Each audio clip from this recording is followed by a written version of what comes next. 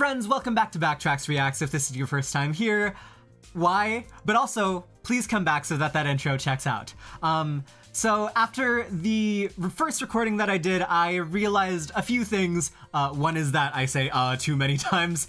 Second, I think I'm starting to get for what purpose this rewatch series is going to exist.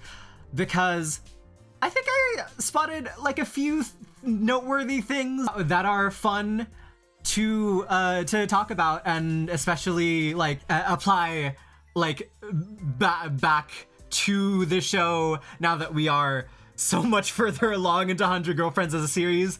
Yeah, so that's going to be fun, as I expected it to be, but also I think I know how to structure the videos now.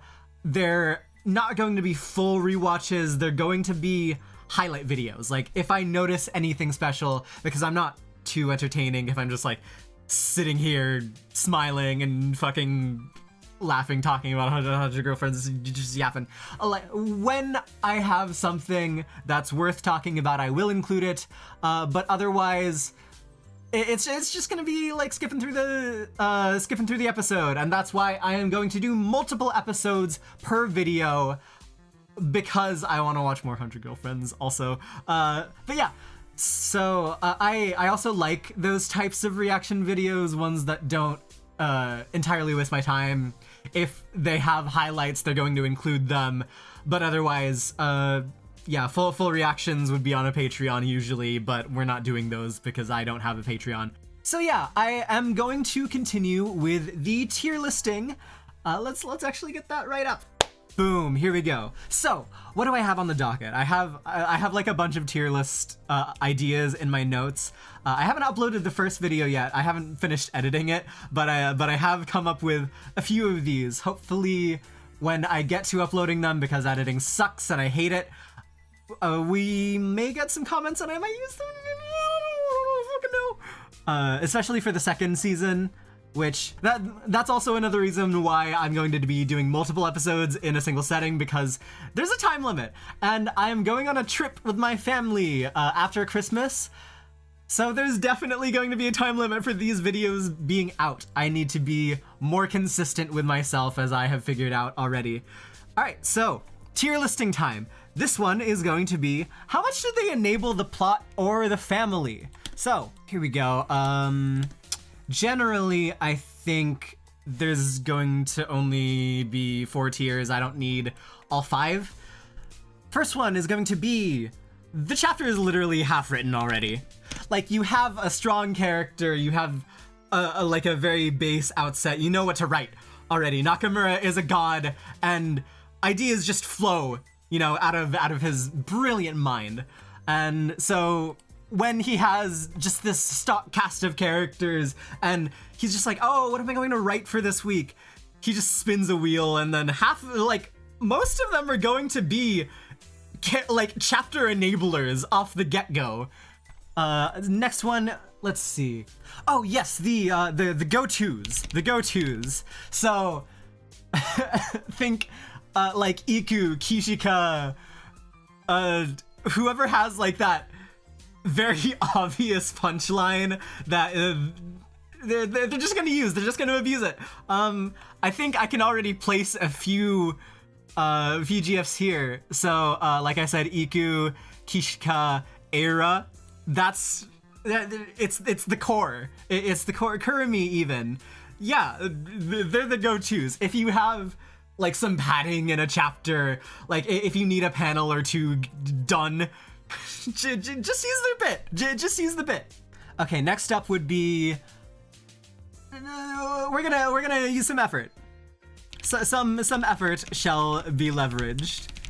Like, we have to actually think for these ones. We can't just do this or whatever. We have to think of ways to constantly reverse Flanderize these characters, because otherwise they're just gonna be stuck in a rut. This differs from like the chapters have written already characters, because sometimes the Flanderization is the point, and just like a little bit outside of that, is how to write the chapter. This one you actually have to go into it and think about something to make this character interesting or whatever. And now, God, why is this an idea? How does Nakamura do it? Because we know Nakamura is a god. We know.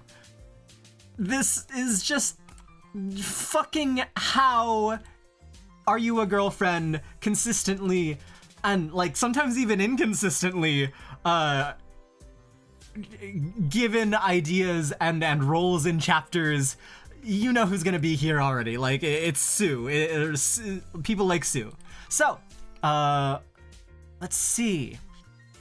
So for God of Love, I'd say some effort should be about leverage because he is a plot enabler. He enables the entire plot of 100 Girlfriends, but it's not that he is like a strong enough character to carry a chapter immediately and intrinsically on his own. It's, I think there is kind of a reason that he isn't used for chapters all too often. Yeah, Nakamura has to spend quite some time thinking about what his role is outside of being, you know, the instigator, the motherfucker who did all this silly Ghibli fan. He's interesting. Rentaro. I don't think the chapter is half written already when it's about Rentaro. He does kind of fall into the role of a side character more often, or like not the main focus of a chapter. When he is, it's usually with another girl, also taking the spotlight. But actually, there's a lot you can do because he is like more of a blank slate than say the Girlfriends in terms of backstory. I would say definitely the theory that Rentaro comes from a divorcee family. Yeah, everything about his pathologizing love and connection, communication with his girlfriends and putting himself over, like putting every single one of his girlfriends over any of his own needs, even if he can make up for that with his insane like physical and mental fortitude. It's not good for him, like as a person, because what? Like imagine a chapter that starts off where it's just like Rentaro, instead of waking up, hitting the ceiling, hitting his head on the ceiling, and not feeling it because he's so wonderfully happy and joyful to meet his girlfriends again today and have lots of fun with them, everything like that. Imagine he just kind of gets out of bed. Huh. That's different. Oh, what a tone setter that would be. Anything could happen. You have to be like so locked in after a chapter starts like that. It's like, another day, huh? It's like, what is he thinking? That's nothing we get from Rentaro ever. It would be so interesting for a chapter to start off like that. Oh my god, just like Rentaro depression arc. Oh. Okay. So, now Hakari. I think there's actually been a lull in Hakari moments, especially after Hakari's Heat, that chapter where she has the full-on standalone chapter and her horniness gets reduced. She knows kind of exactly where Rentaro lies with kind of pushing the boundaries to horny. I think she has to be written a lot more smartly, especially because she is a smart character. She's a very big schemer, and now that her schemes are lessened in impact because she knows Rentaro's boundaries, it is, oh man, I do not envy Nakamura writing like that horny schemer archetype now, because Hakari is so, I think, kind of caged by the narrative right now. her relationship with Karane obviously is definitely another part of her that she that is good to leverage. And also God, that showing of her in the triple date with Rin and Mimimi, the all fancy, the old Hahari-ness of her personality. I would love to see that come back again. Just like so many good facets of Hakari, but very hard to implement into a chapter, I would say. And it's not exactly enabling any other character to do anything else. Karane, because she is one of the main Tsukomi, the straight men, and I said go-to. It's not a written already chapter, right? Because that's just a gag. That's just like a punchline to a setup. It's not entirely like the chapter itself, because Karane has already had her big moment, the proposal, meeting the family. She is also kind of caged by the narrative in the fact that she won't get much to do with Rentaro specifically from here on out, because, you know, she's already the one he proposed to first. That holds a lot of weight, and that's really strong as to not be undone by like 100 chapters of standalone, like not getting a standalone chapter. That's completely fine and understandable. We've already reached a crazy milestone with her. If she wants to go and support, you know, characters like Rin and Nemu on their outing, and also have a date with Hakuri at the same time, fucking whatever. But that's she can be a part of a balancing act most of the time. She's a go-to. Shizuka, I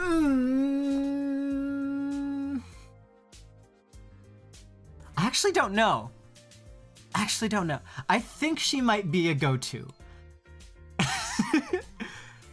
Specifically because of Circlet Love Story, you already have a lot of lines that can be retread with her.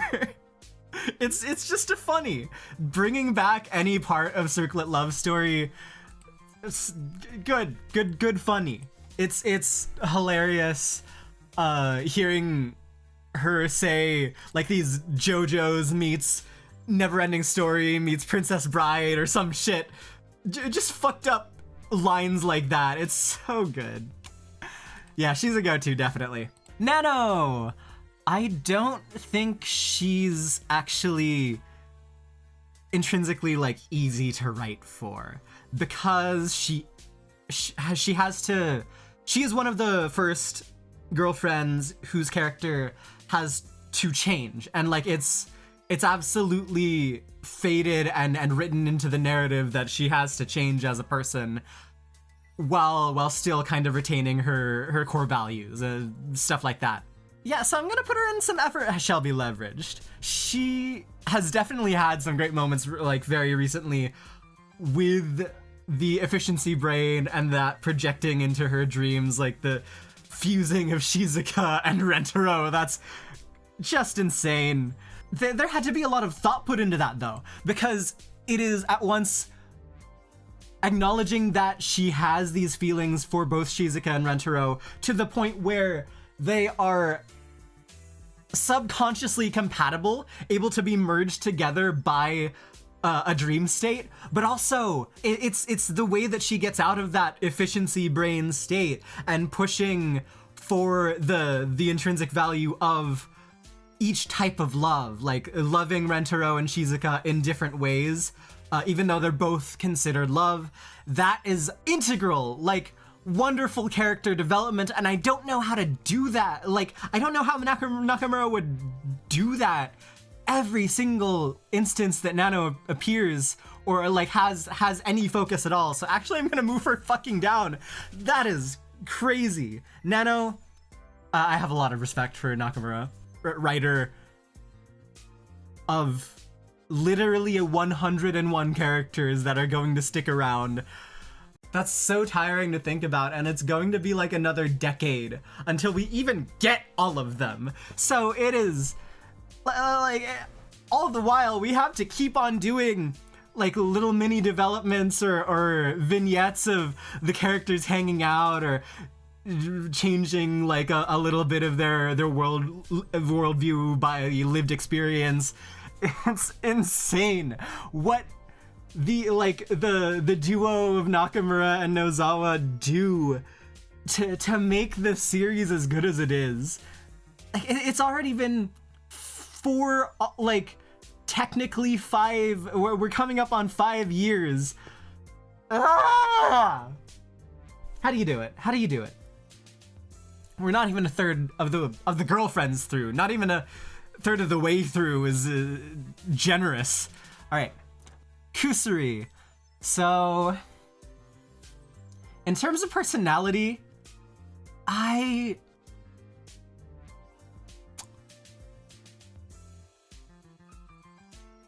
don't know if Kusuri is a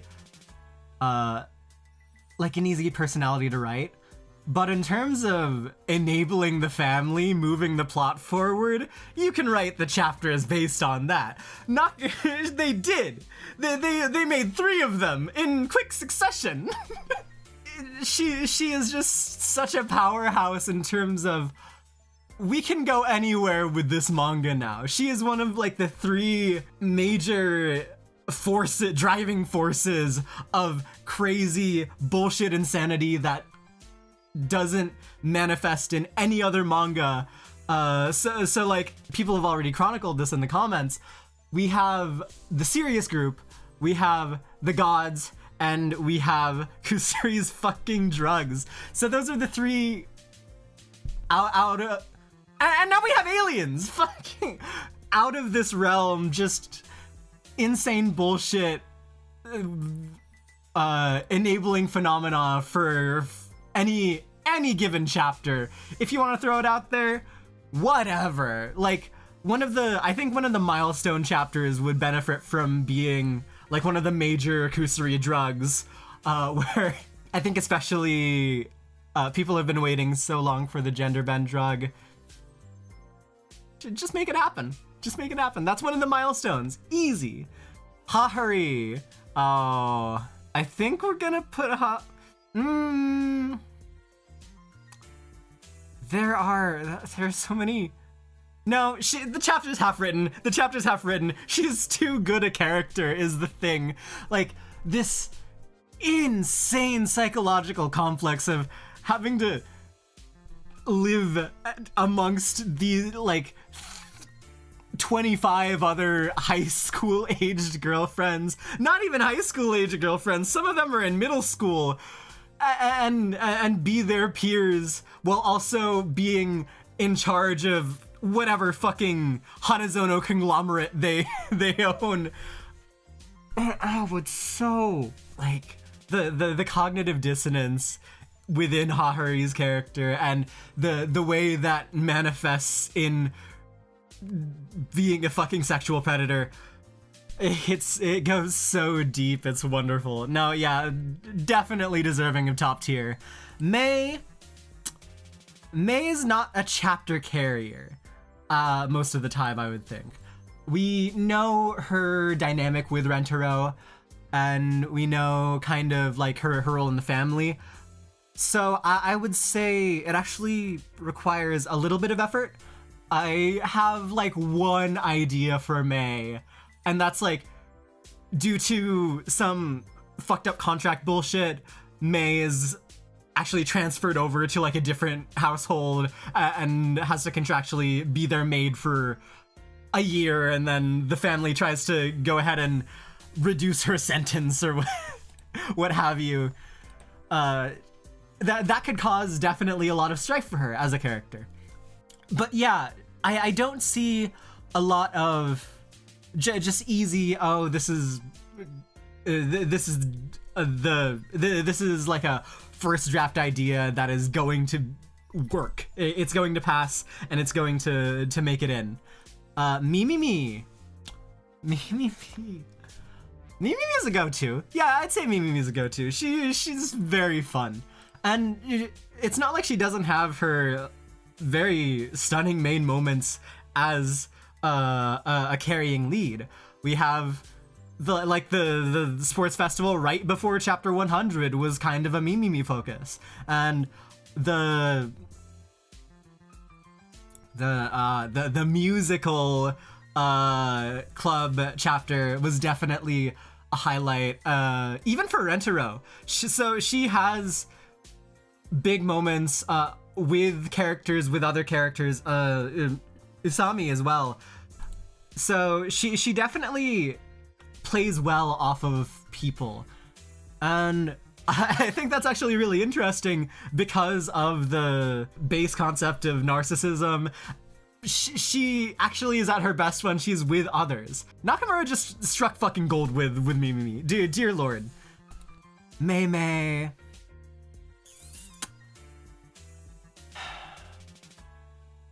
Mei Mei's in some effort shall be leveraged. She's a go-to in the sense that, like, her disappearance, her misdirection shtick is not going to get old. It's going to happen. But wait.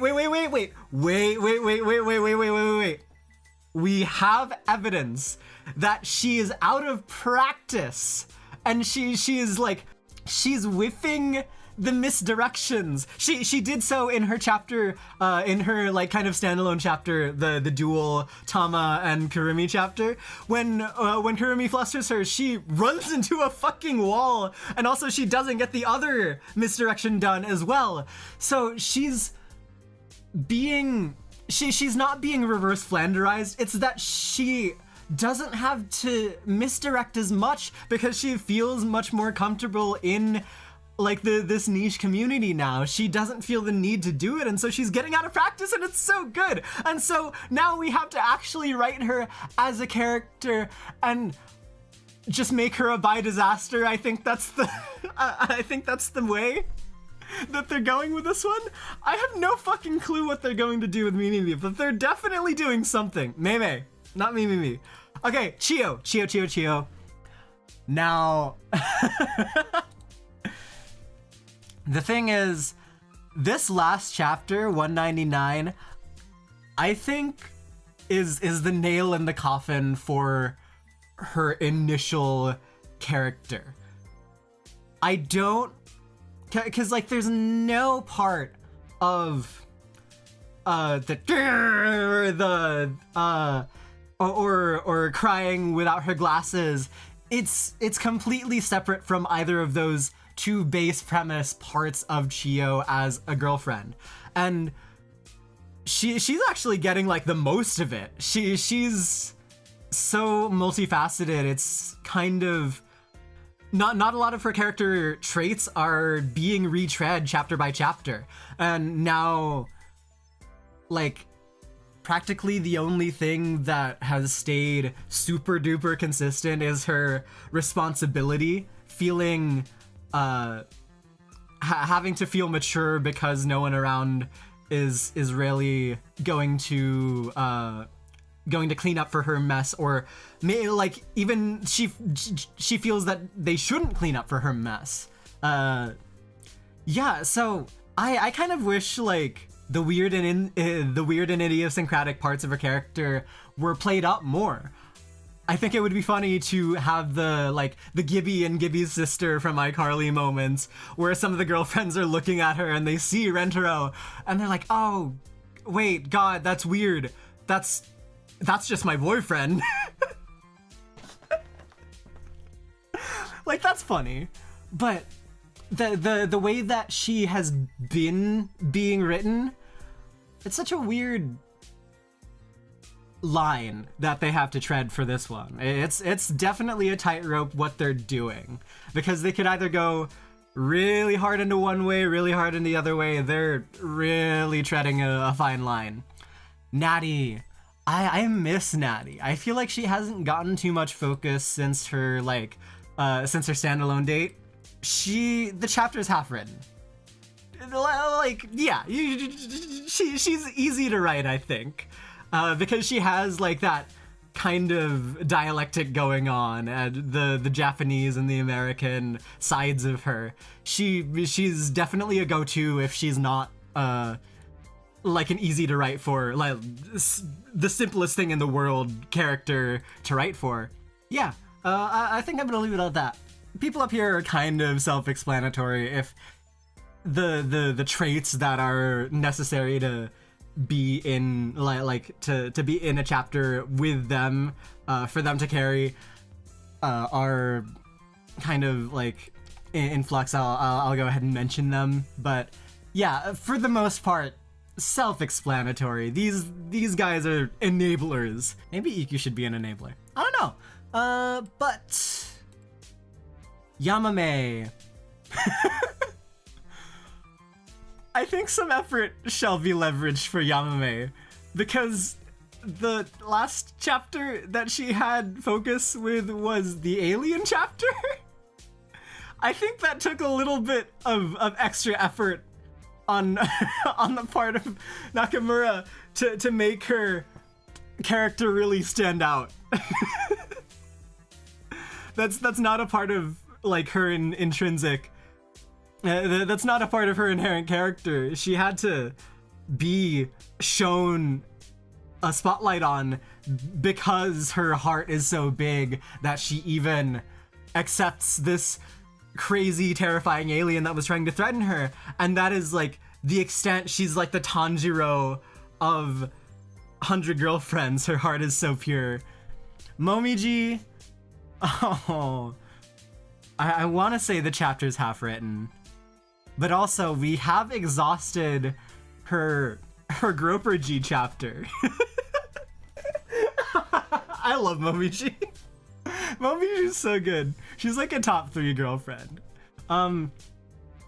Yeah, I'm gonna put her in a go too, because definitely gets a lot of mileage out of her just existing as a part of Rentero's family.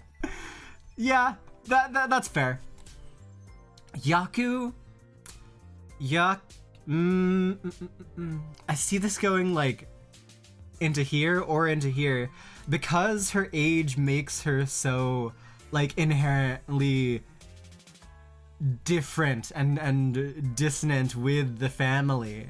I think it's easy to write about, say, her life experiences, draw from kind of that, like, a whole wealth of bullshit that she did in her life that is completely separate from Rentero's family. But also, it is hard to keep that justification going for why she sticks around, why she finds community with these fucking high schoolers while she could instead be in a home or whatever the fuck. I will say her bit, she's not a go-to is the thing though. Her bit with Naughty, specifically when pairing her with Natty, because she doesn't understand loan words, anything, she does get a little bit of mileage out of that, but I think I'm gonna put her in some effort shall be leveraged. That's yeah. Akko's a go-to. Akko's a go-to. She doesn't need to do anything other than like stand around. When something's cute, she's gonna say cute. Oh my god, this is wonderful. I love this. You're like tuning my dere. Zoom scans. Thank you. Please give big round of applause right fucking now to Zune Scans for being insane translators. Oh my fucking god. Because they created that line. I'll have you know, I read the fucking raws, and I'm going to read the raws on this channel when they come out. That was a line created out of nothing. Machi tsundere. That's exactly what Akko says. And they translated it somehow to, you're like tuning my dere. It's so good. It's so good. How did they do it? I don't know. And they push, they don't even take like a week to release chapters. That shit's done within 3 days. Zune Scans, you are the kings of You're the saviors, you are the 101 secret girlfriends. Good job. I applaud you. Everyone else did too. They did the round of applause beforehand. Uto. Oh. Uto. So you have to be wordy. You have to be fucking weird with your bullshit sophistry with Uto. So I'm gonna say some effort. No, she's fun enough that like once you have her in a thing, you can just kind of bullshit your way around writing.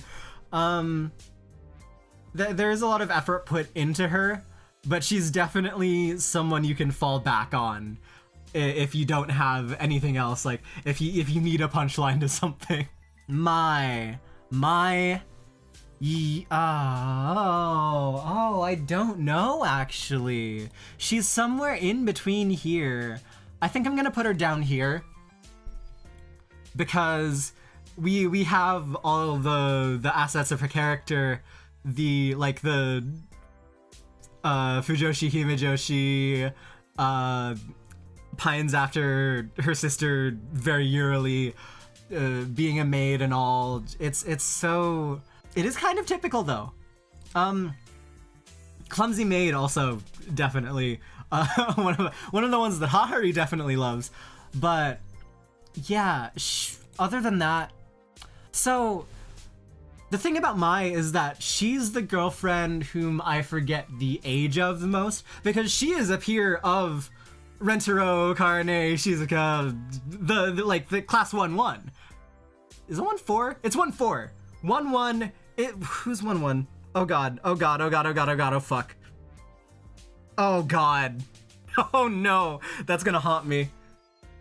Anyways, yeah. So she's 15. She's with the first year high schooler group. I think she appears like a lot more typically mature because she's placed in a job that May is in, probably like maturity by association. But yeah, so I think being able to play up that like the clumsy side of her, the gap moe bit of her would be strong, but you have to really think about it to really make that shine. Momoha, the chapter's written. The chapter's written, yeah? Chapter's written. We know what Momoha's about. We know. Is there anything like I need to say about Momoha? Cause I don't think so. Yeah, everything about Momoha is just pretty straightforward. She's lovely. Usami.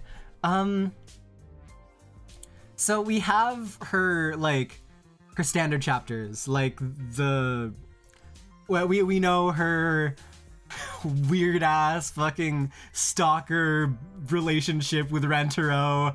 We know all of that. We don't really see. This is Rin. Jesus Christ. Well, we're gonna do Sami now. We don't really see what she does outside of being clingy, and so for now, I'm going to say some effort shall be leveraged. We're going to see kind of more of her as time goes on, because actually we haven't had much focus at all on her character outside of just being clingy, having reverse trypophobia. So she needs to kind of be in a state where she's more comfortable in the harem, I would say. Like Kishika. Kishika got a lot of good development. She still, of course, does not have an off button, but that's it's increasingly become less of a central defining factor of her character. I did like fucking blue maneuvering. Okay, now we're going to do Rin. Now we are going to talk about Rin.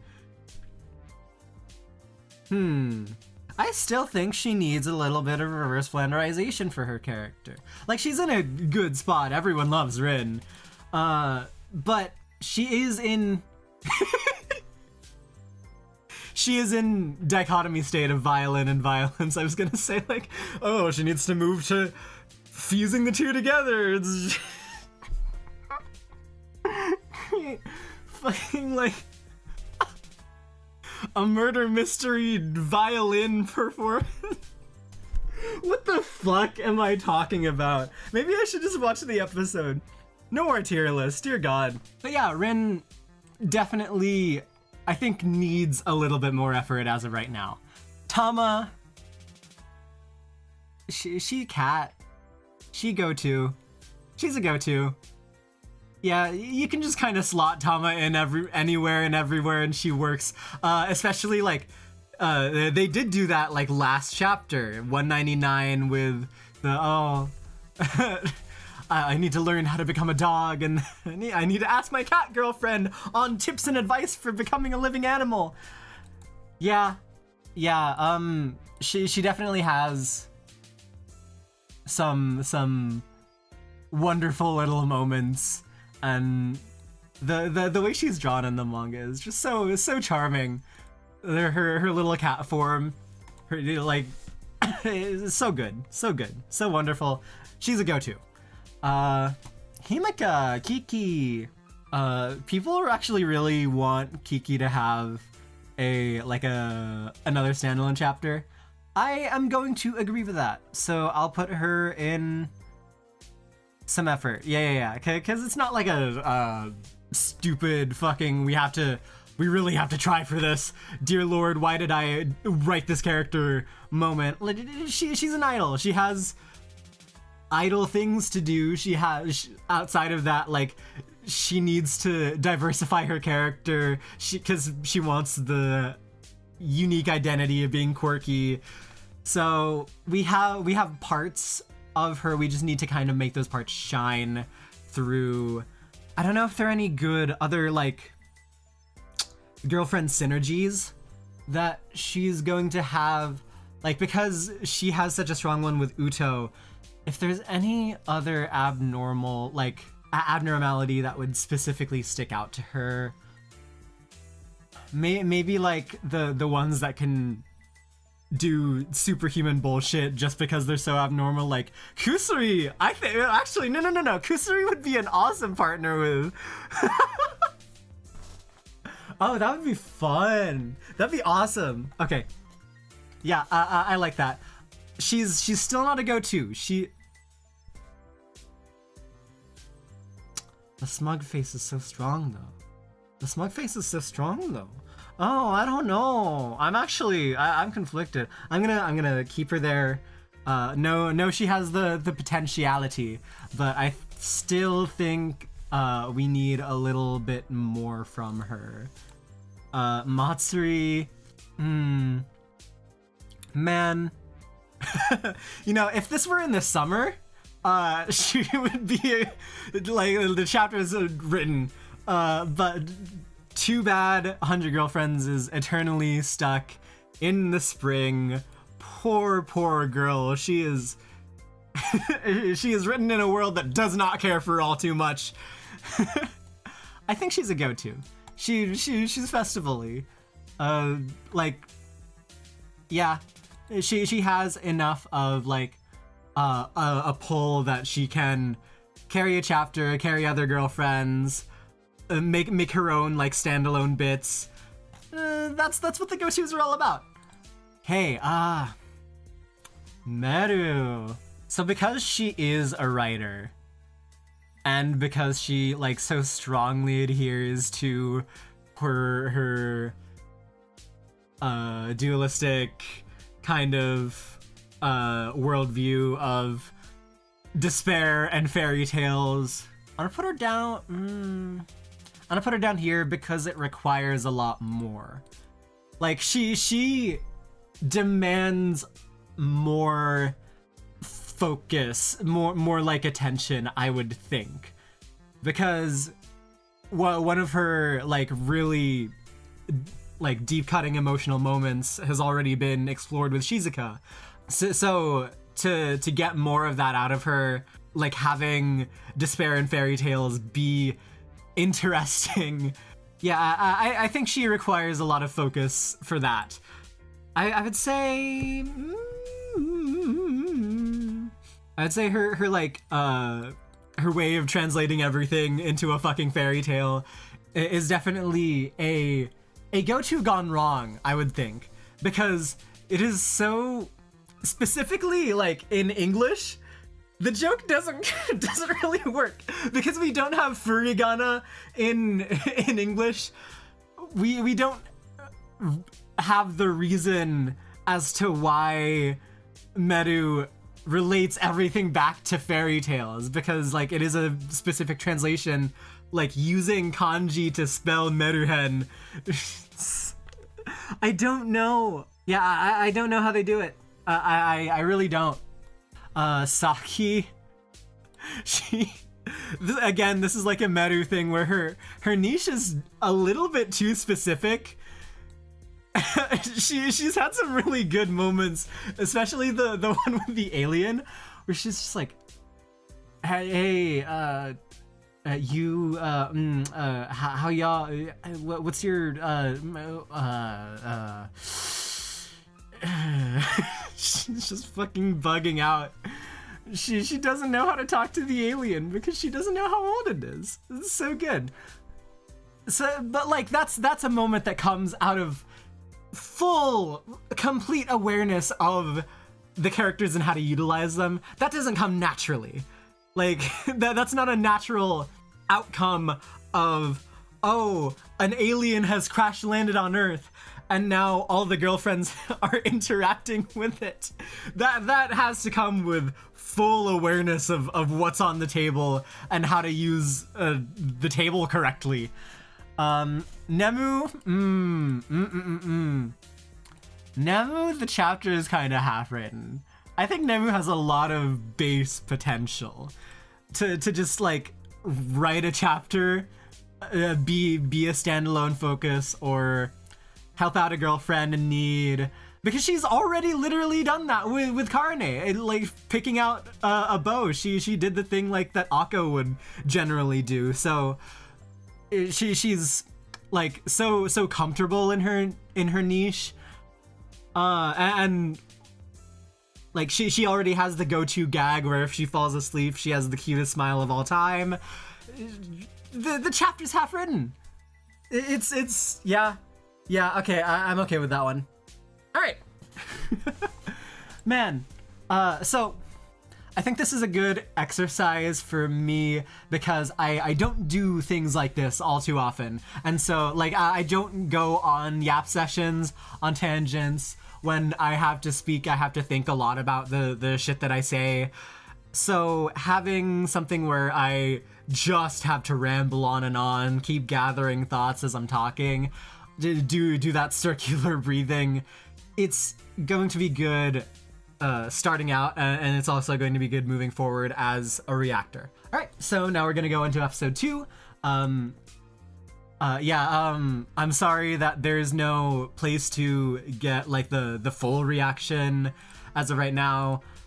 I don't think it would be entirely productive to have that, because I'm not in a state where I'm, that natural entertainer when I'm just fucking sitting here and reacting to shit.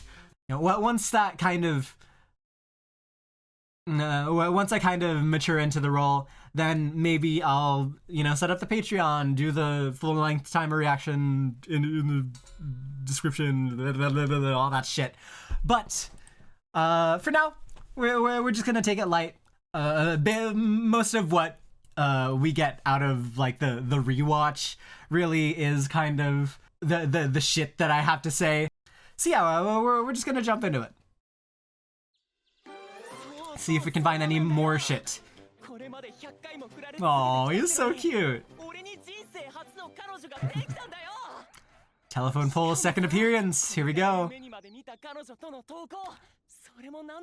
That is an interesting translation issue where like Japanese doesn't have the plurals, so you have to kind of be vague about the way that both girlfriends are being talked about. It's fun. Oh, there's 5 little hearts on that one because of it's cute. Yeah. You know, I feel like comedy anime really hit its stride, like started evolving after Kaguya-sama. Do you get it? Because there's a lot of bits that got started and like are now commonplace because of Kaguya-sama, like the health bar bullshit. Like every like shonen battle thing in this one. I think actually in episode 4 or something we're gonna get more of that, where like with the handing the business card out, bowing further and further down. Hahari, hi. I love that Kusuri sneaks in a drug there. That's good.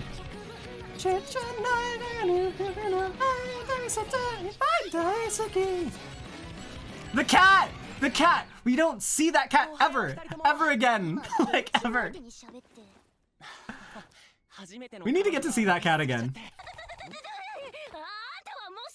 It's funny to see how, who gets that Fist of the North Star reference in reactions to 100 Girlfriends. Just wonderful, like, to see people that do. That's so real. That's so real. She's feeling it too. I get it. I get it. Oh. Karne's, dear god, her excited faces in the anime definitely are works of beauty, works of wonder. I love the honeymoon phase. It's just so wonderful. Basking in the love and like reassurance that someone in this world like really cares for you. And the weather, apparently. It's like, yeah, it definitely... I do feel the Rentaro pull of, like, oh, I have someone to wake up for. That's wonderful. Now it has to be, now I have to wake up for this fucking YouTube channel. Oops. Then whomst? Whomst do you speak of? Dipping a little bit into Circlet Love Story early.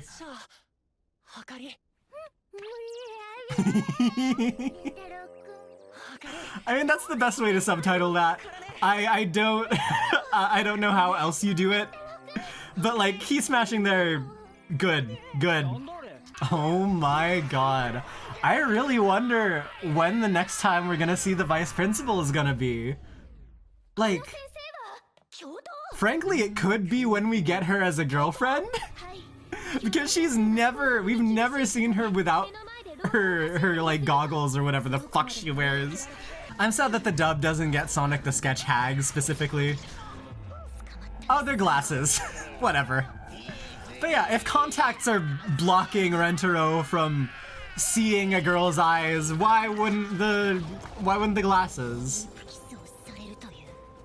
Now, there is something to be said about a blind girlfriend, because technically they're not seeing face to face when Rentaro and a blind girlfriend, potential blind girlfriend, would lock eyes.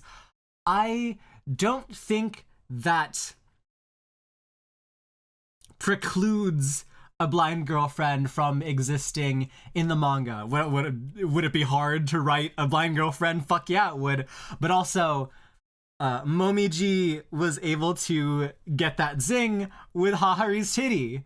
So it's not just like, if you don't have the sense of sight, you aren't able to meet a soulmate. Now that's it's completely possible that some other like sense will go ahead and enable that for you. And so I am holding out for possibilities like that. We haven't really gotten any like super subversive zings since since Yaku, but like since Hahari, due to like obfuscation of the eyes. And that's probably because now we get a new girlfriend every 9 chapters. It's not really any use like hiding the fact that we're gonna get a girlfriend. Maybe when things get a little bit more hectic in terms of when we do get a girlfriend, if that ever happens, you know, because like it's not guaranteed that we'll ever be in flux where we might just get a new girlfriend every 9 chapters until we have 100. Wow. But yeah, definitely something that Nakamura is holding very tightly in his back pocket for some ultra subversion or whatever the fuck. Who's to say it's not the vice principal? And not like, you know, we really want it to be, but who's to say? I wonder who outruns the vice principal in the harem now. I don't know if Rentaro, like, I think Rentaro is at times like bolstered and at times limited by the gag factor. It is an interesting, not even a balancing act with Rentaro. It's just fucking absolute chaos what he can and cannot do.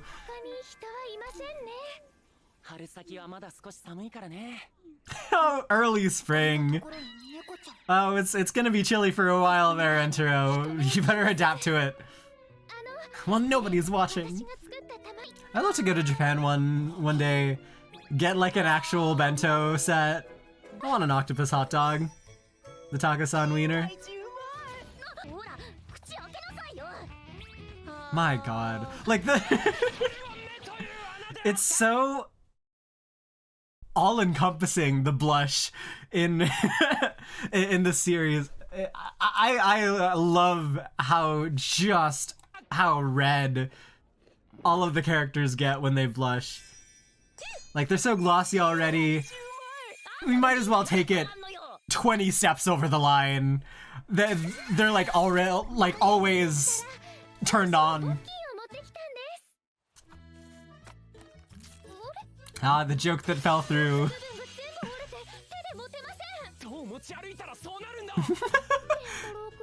What? Did she eat them? Wait. I want to know if she ate the ends of them, or like if they're at the bottom of the box because no one else can really see them, or if she just like threw them in the trash somewhere. Like, I need to know exactly how Hakuri's mind works, because it definitely works, but it does so in just the weirdest way.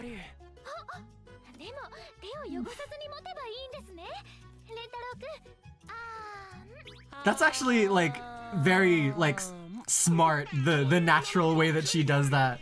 It's like, oh, I have to hold this without dirtying my hands. That's what anyone would do. So it totally checks out.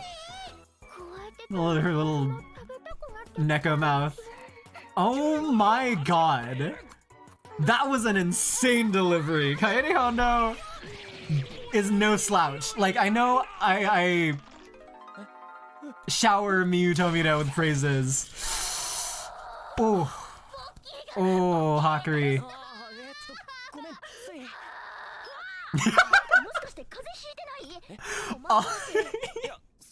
Every single one of their screams is so good. And like, Hakuri has a very defined way that she screams. It's wonderful. Rantaro's voice actor is also so good. The quality of the voice acting in this series. We have to acknowledge. I paused on this frame for a reason. No, I didn't. We have to acknowledge, like, every single fucking actor is just shooting the shit out there. It's so good. Like, the only ones who aren't shooting the shit and doing the funniest deliveries are the ones who literally can't. Like Shizuka and Nano, because that's the type of character that they are. Like, Kusuri's voice actor, Ayaka Asai, phenomenal. So good. And Haru's as well. I cannot fucking wait to do more, to hear more of the voice actors, because they have done just such a phenomenal job with season 1. I need to hear more of them. They need to be wonderful more. And we know the voice acting job that's going to come for Rentaro in season 2. We know. We're gonna listen to that shit in sub and dub, yeah?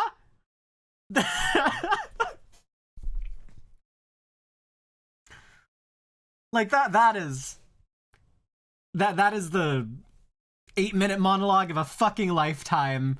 And how would you do that? It's insane. But, like, also, I really like the falsetto range of Rentaro's voice actor's voice. I need to know who it is, actually, because I don't want to call him Rentaro's voice actor. Nentaro Aijo, voice actor Kato Wataru. Okay. What else has he done? Kaboru and Dungeon Meshi. Yeah, okay. So actually, fairly wait. He did a side character in Oriski, so he's technically connected to the other big meta rom-com, although technically, like, 100 Girlfriends is also, like, in the case that, like, 100 Girlfriends is playing a meta story about rom-coms, but it is also just wonderfully, legitimately lovely romantic comedy. Oriski is none of that. It's just jokes about, like, fucked up people in a rom-com being greedy and selfish. They would be, like, great sorcerers, which is why I like 100 Girlfriends better. Oh yeah,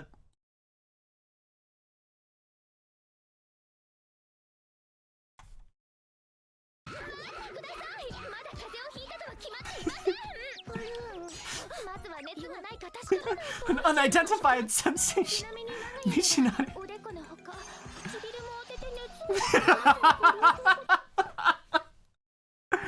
Speaking of shit that lands later, oh my god.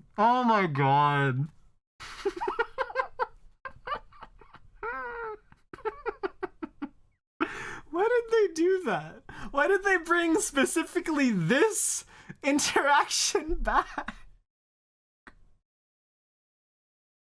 What? Why are they like that? Carmen literally trying to suffocate Rentaro to get the... Dear God. They're so bad. And she does the landing off of the attack. She's adapted to it. She's the Maharaga of the 100 Girlfriends universe. It was an unidentified sensation. Now she's used to it. Oh my god. This series is so great.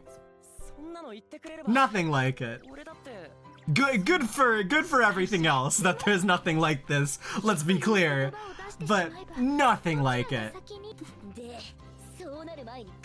Every single time, the schemer. Ugh. Like, I know that's a regular body language thing, but also, she's a schemer. What? What is that Rentaro face? Oh, you geniuses! Oh, The art direction, so perfect and adaptable for every single situation. Like, that's perfect. Like, that's the perfect. You fell right into my trap. Or like Keikakudori bullshit. Oh my god. Oh my god. Yeah, okay. So this is the first makings of, I'd say second makings, because first makings of like signs that Nakamura sensei is a fucking genius.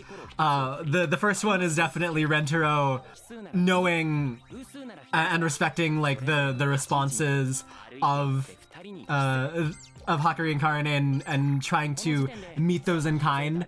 The scheme, the liar's game bullshit, and also specifically like the ways in which the plan of Schrodinger's first kiss goes wrong. Those are completely parts of the genius of it all. Like, it's perfect second episode writing. Hakari agrees. It's just like, we pinky promise. He did the thing too. I love that scream from Karane.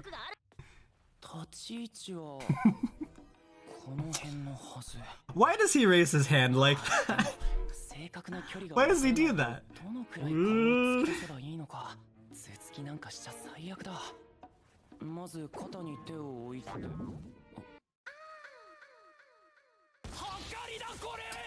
Even the does that show up in the manga? Let me go and check. Cause like we get a little pullback, we see a little bit of the bra. Is that an anime decision? Trust me, this is for research. I am purely curious to see. Because definitely the manga was also more horny before we discovered exactly where the series is going to go. Oh, it's there. Oh, it's there. Yep. Oh my god.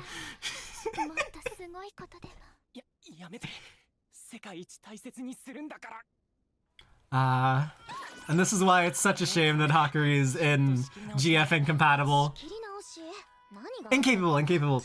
She's not incompatible with me, I guarantee it. How and why does this happen? Like, this is the most contrived part of 100 Girlfriends. Oh my god. Just, like, I need to keep on hearing it.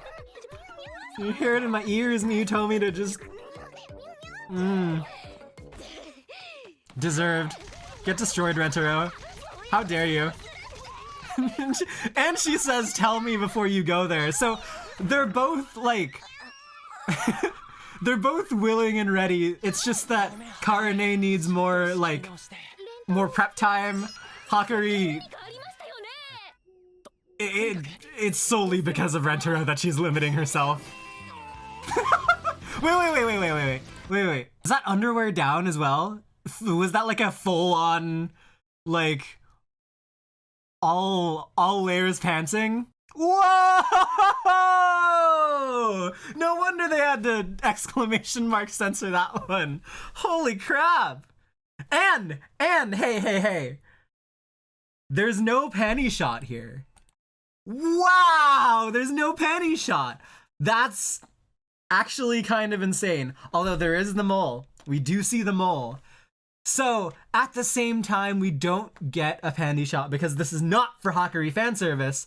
We do get Rentaro fully fucking, like, bottomless. Oh, that's amazing. I love that.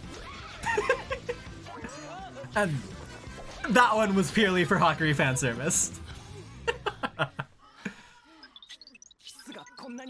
Wait. How did that one happen? How did that one happen?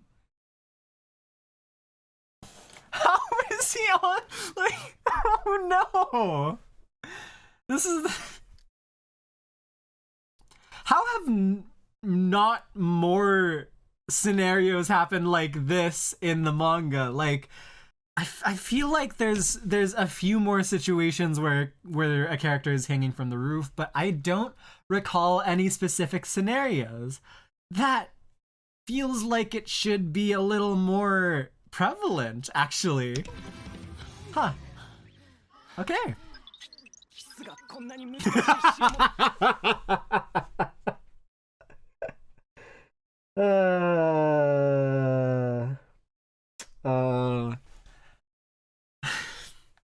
That's hilarious. I like this kind of Flight of the Bumblebee little fugue state. What's it called? Ooh, were those like squeaks? Like bike horn type shit. That's wonderful. Hannah's going off there. I love how quick Rentaro is to just like take everything upon himself.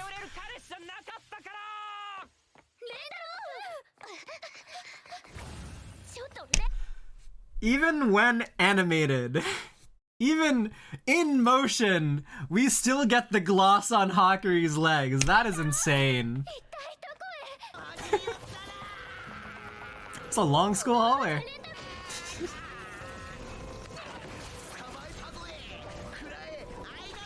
Never be deceived. 100 Girlfriends is well animated.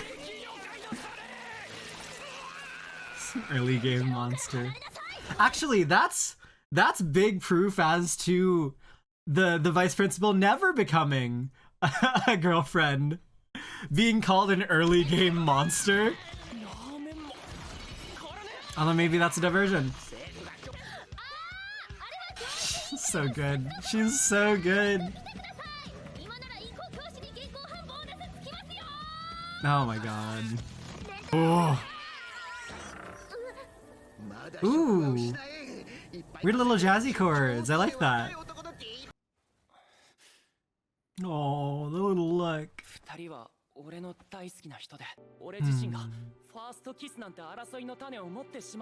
So good. He's so good.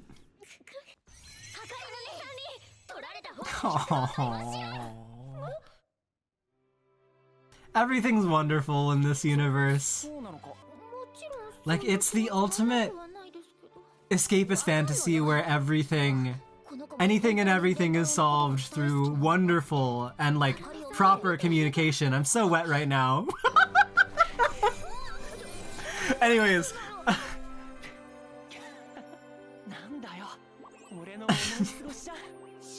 Don't think I'm not missing my chances.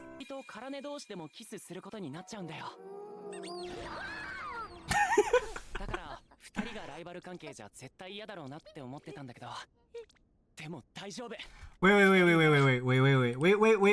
hang on a fucking second. Oh, okay, so they're not looking like away into like the grand vast abyss. They're looking at Rentaro and like not away from each other. So wow, that's actually that's an interesting character detail, because they're not shying away from it completely at any point in time. It's like looking to Rentaro for confirmation because they place their belief in him rather than I am overanalyzing eye glances in fucking harem anime with 100 girlfriends. What the fuck kind of... that formed like a triangle. Shot composition, we love it. Aww. They're so cute.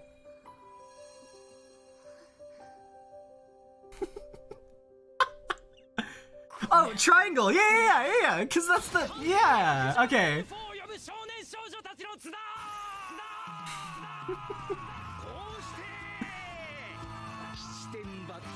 The love triangle that worked out.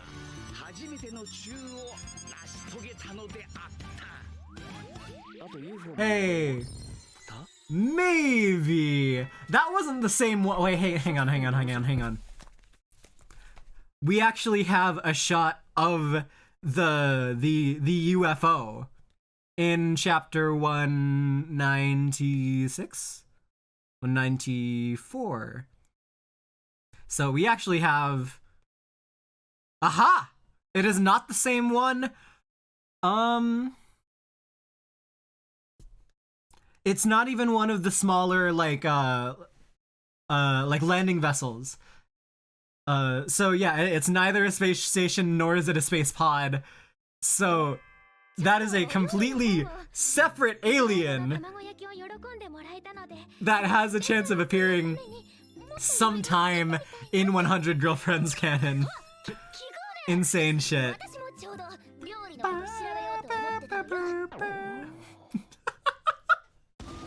So, oh my god! Oh, that's so good. The way the music like plays normally, then gets cut, and then like the flat version, like the off. That's wonderful. This is an incredible Karane face. I love the art of the show. It is wonderful.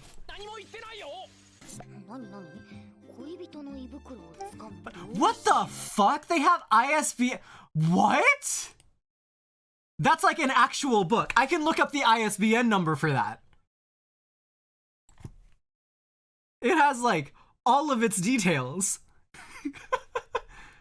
978 4 2 3 8 9 1 5 3 3 3.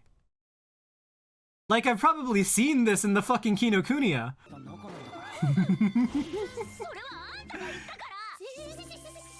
He's really rooting for the Yuri. Like...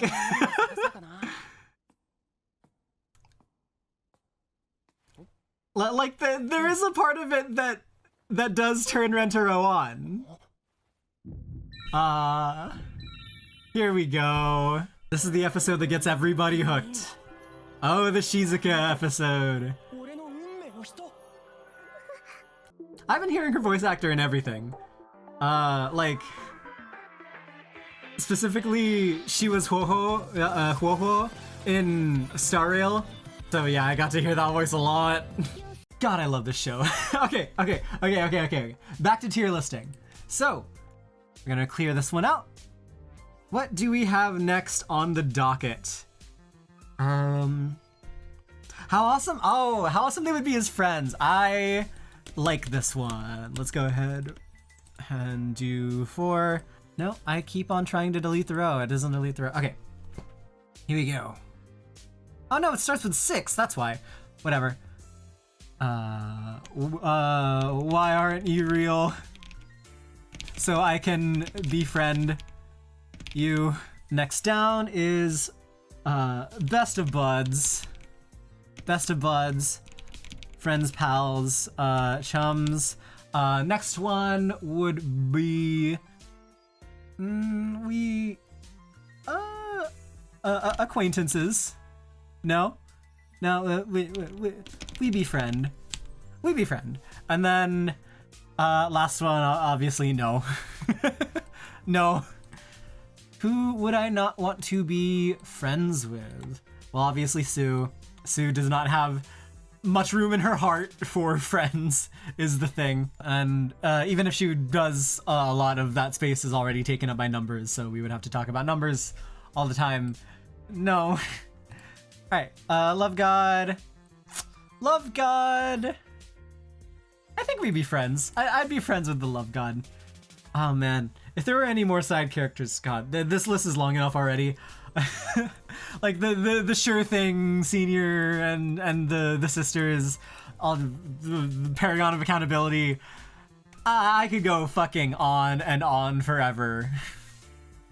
Rentaro, we would be the best of buds, friends, pals, chums. I think I would like Rentaro's company.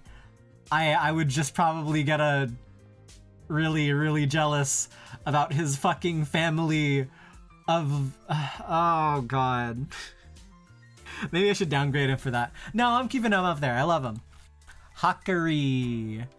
I think we gotta hang out together. Yeah. We're best of buds. We'd have some, we'd have some fun together. Karane, I don't know. She's somewhere in between here, but also we'd just be friends. Like I said in the last tier list, not in the last one, the last one. I don't want to see Karane any more than I would care to risk breaking a bone or two. Shizuka, we would also be friends. Yeah, Shizuka would be a fun friend to have. Most of my friends I don't actually, talk to in person. It's a lot of friends online. So yeah, Shizuka could totally just be one of those people that I meet online or maybe meet in person and then we mainly talk online, stuff like that. Nano? Probably? Yeah, because she wouldn't want to be my friend, is the thing, so respect the wishes, kind of the same thing I did last time, even though that was technically wrong of me to do because I was assuming that the exact same scenario where she falls in love with you and then she goes to ask you out and then rejects you immediately after happens, but yeah, I think generally still the vibe is going to be no. She doesn't need me in her life, so I'm willing to step out of it. Stuff like that.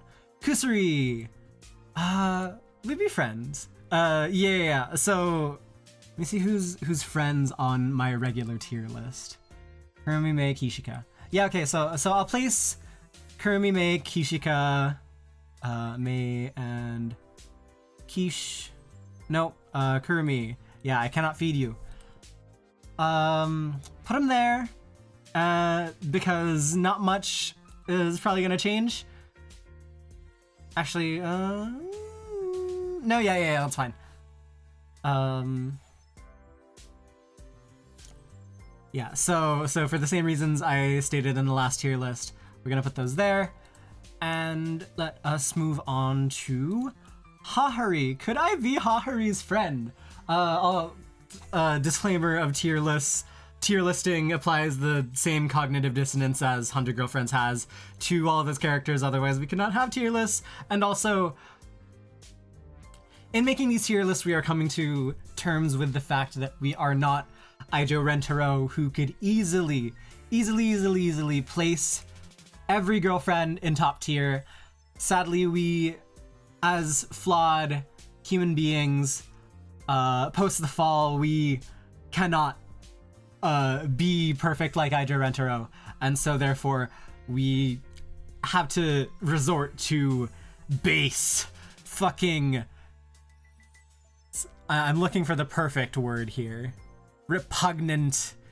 So, yeah, we're not Rentaro. Tier lists are our ways of communicating, especially on YouTube, our sets of values as human beings. And since we are not Rentaro, we do not have a perfect set of human beings when it comes to these girls. So, Hahari, would I be able to be Hahari's friend? We're taking post Rentaro Hahari as well. I think we could be friends. Yeah, okay. What does it say about me that the Hanazonos are the only ones in this tier so far? Oh, dear God. Iku, we'd hang out. Yeah, I don't hate sports. I think it would be good for me to get into sports more. And by God, Iku would be the perfect racquetball partner. Because, okay, I love racquetball. It's a niche-ass sport, and it saddens me every single time because, when I go to my racquetball place at my college, nobody's playing racquetball. All the fucking courts are taken for badminton and volleyball. I know volleyball is awesome, but come on. It's the racquetball court. Are people not using it for racquetball? Yeah, I would love to just take Iku to a racquetball court and have her realize the glory of getting hit by something that can move fucking 300 miles per hour straight in like any part of the body. It's a small ball, like rubbery. It stings on impact and then it just kind of goes away. It's so dangerous that usually most people wear protective lenses, and so that's something that would probably most definitely be right up Iku's alley. Like that could be her secondary sport, and I can learn a little bit more about baseball because I know jack shit about baseball. Yeah. Moving on. Mimi. I want to be Mimi's friend so bad. I think we could be friends. I think we could be friends. Yeah, as long as there's no like serious commitment to me having to reach the beauty threshold of Utsukushi Sugi Mimi. I'm totally fine with being her friend and doing beauty stuff. She can dress me in however she fucking desires. I'm wearing this shirt. What are you fucking talking about? You think I'm not like okay with feminine attire? Yeah, so Mimi, I would love to be friends with.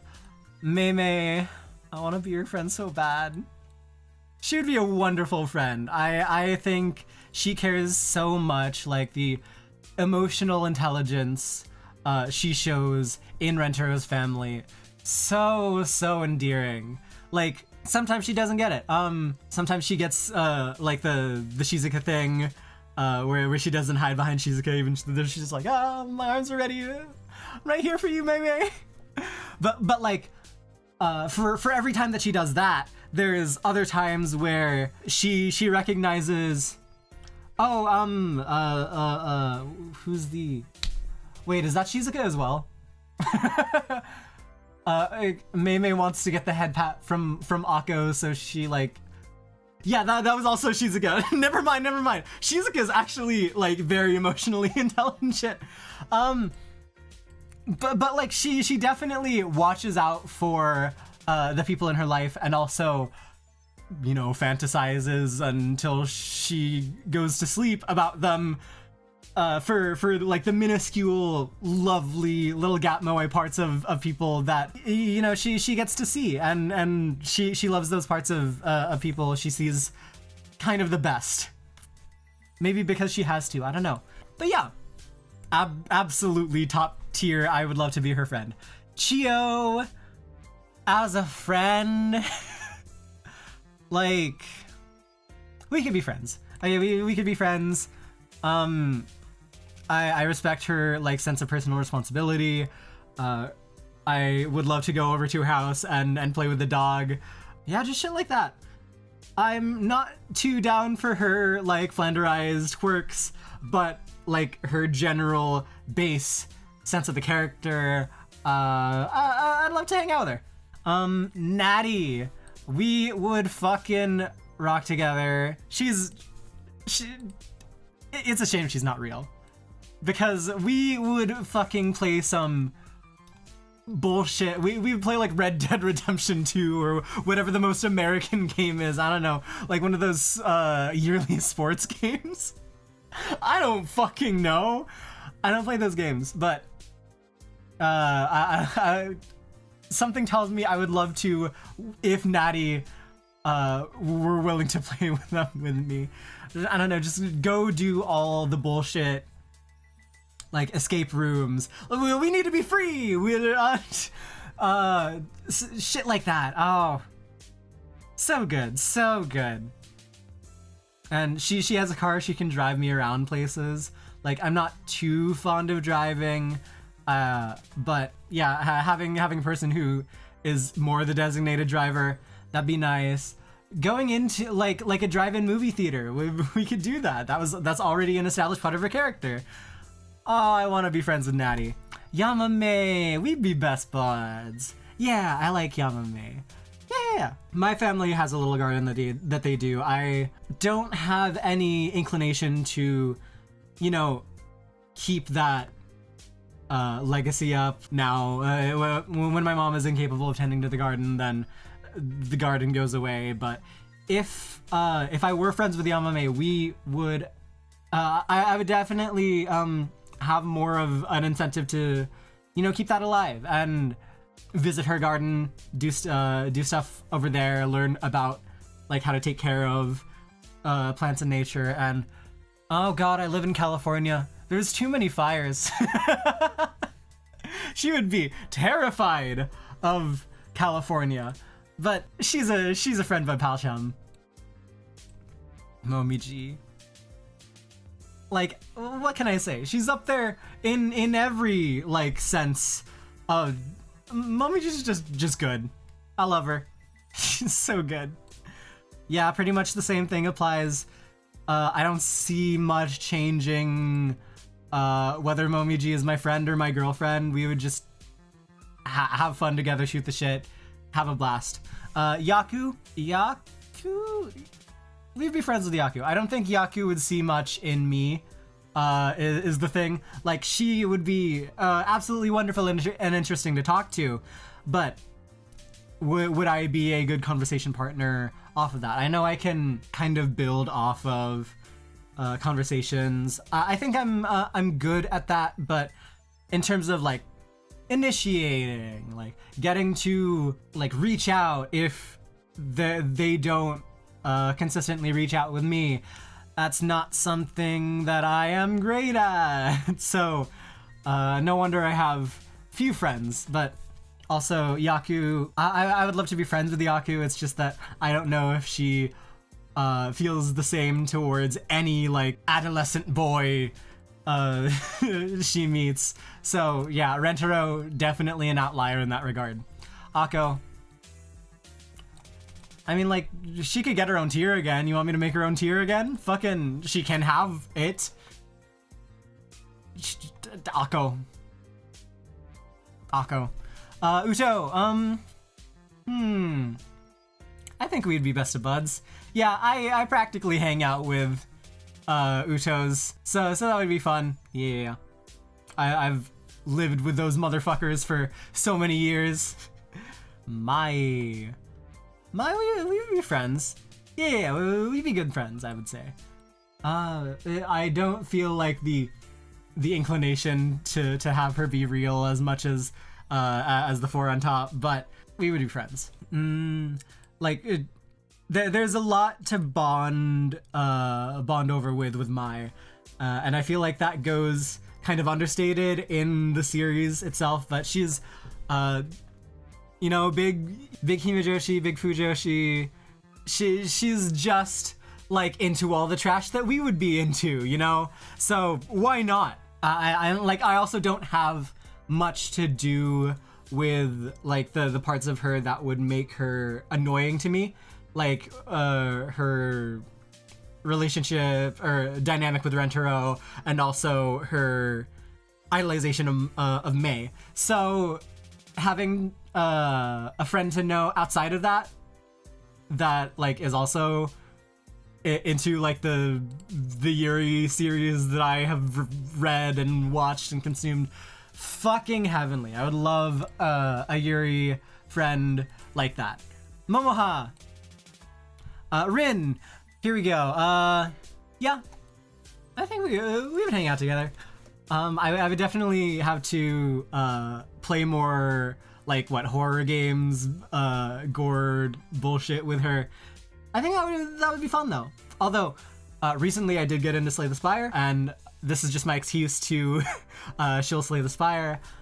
It does have, you know, the little bleeding animation. She could sate herself with that, like the loss of HP, being defeated or dead, killed, murdered. It's not just like, because she's a violence connoisseur.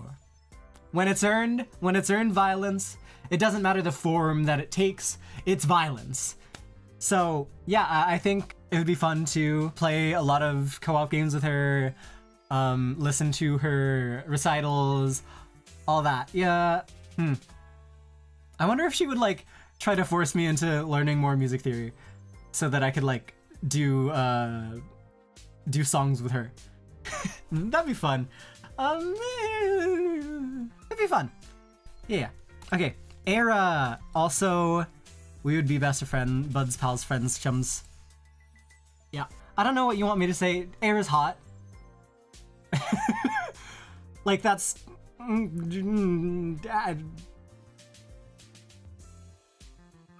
It's one of the ways to worm your way into my heart. As a friend, yeah, because there's definitely a gap there. We have like the kind of indecisiveness, fearful of shit that she can't take out with a physical attack. She's cute, equal parts cute and equal parts fucking like awesome, thing of beauty to marvel at. Maybe Kishika goes in this tier, but like I don't know. I think she would also appreciate doing racquetball with me is the thing.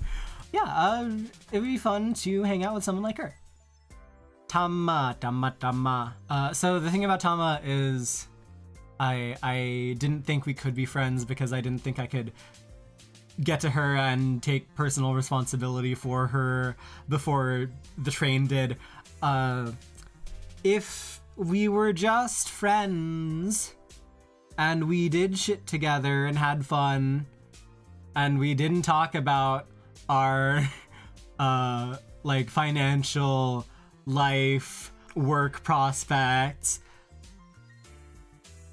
yeah, we'd be friends. I'll put her up here. She'd be fun to cuddle with. Yeah. Okay, like Tama is an insane cuddle buddy, and I could, I could see us just wasting hours away. Kiki, where do you go? Kiki would be fun. We'd be friends.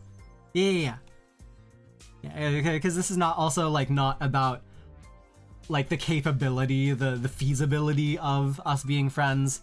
If I managed to get into contact with Himika and we hit it off somehow, yeah, we'd be friends. I think we would talk about kind of off-kilter shit. I would be able to provide her with that, and like I would also be able to like search it out more if it's something she's interested in. Just the weird bullshit. How do these 100 girlfriends enable you as a person? Yeah, alright, moving on to Matsuri. I would actually really like to be friends with Matsuri. She's just kind of adorable. Yeah. She's friend-shaped. Usami, we're going to take a chance on that one. Yeah. You know, I've already done so. I don't regularly meet people who can be as invested in me as I am in them. So there we go. How about like overloading, like to the point of fucking taking over my life type bullshit? Yeah, okay. Just destroy me. Meru. Ooh,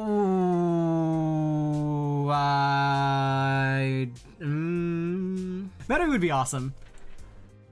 I think Meru would be awesome to be friends with. Yeah. Cause like, writer, like fairy tale, writer of fairy tales, like artist of the book she writes, funny worldview, because it's funny. She's very cute, like finding the gap in her appearance.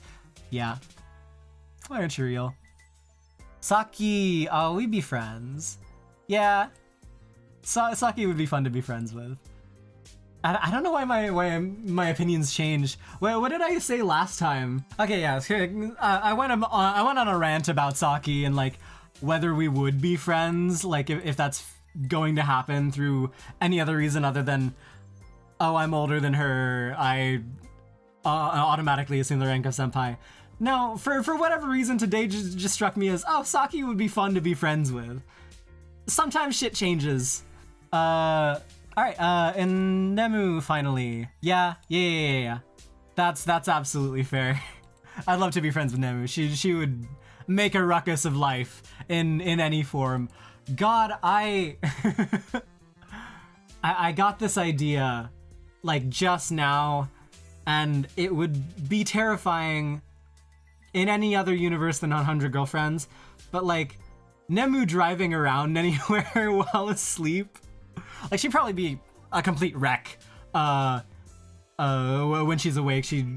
Oh no, she's a thrill seeker. So, like, the constant threat of being in a crash might make her drive, like, a little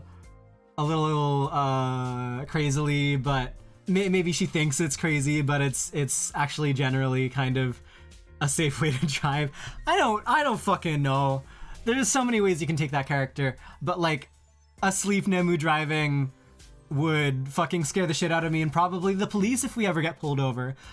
But also, she's worth the risk of getting arrested. I don't fucking... Moving on! We're gonna watch the episode now. Okay, episode 3. The episode that drew many in and kept people... Actually, what drew me into 100 Girlfriends? So fucking shameful. What drew me into 100 Girlfriends, because I did not watch it, like, first, like, 4 or 5 episodes as I did Bocchi. Like, the thing that got me in was the Twitter clip of Karne and Hakuri as kiss zombies kissing each other, and, like, the tweet says, well, no wonder, like, the 100-person polycule is going to work. There's a little bit of Yuri involved. That's exactly, like, when I decided, maybe there's something to 100 Girlfriends this season? And then I started watching it, and now I've never stopped. Oh. What flower is that, I wonder? I'm not good at flower language. Oh. I love that dress, though. Oh. We're getting Lady of Shalott type shit. No, don't go out. Oh. She's so tiny in the anime, and I feel like she has a bigger small vibe because of it. I don't know, maybe it's just seeing her in motion. Yeah, like, relatively moving in comparison to all the other people who are not her size. She's so cute. The little cat mod! Oh, I love that. Guys, it's happening again. My face hurts from smiling. 100 Girlfriends just does this shit to you. I get to yap about whatever the fuck I want, and I get to enjoy all my time because it's just such a beautiful, wonderful series with so much to love about it. I don't know. I don't fucking know. Kusuri's design is a lot more, the anime makes me like it a lot more because, like, of the color of the brooch and the garters being more pronounced. I like it. It's definitely given a lot more chance to shine with the color.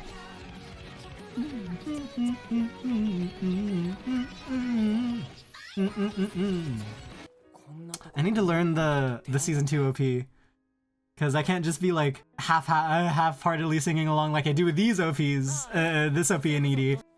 She can be a brigade leader. Oh my god, it's so well done. The detail on the books. We noticed this last time, but a lot of shit. Oh my god.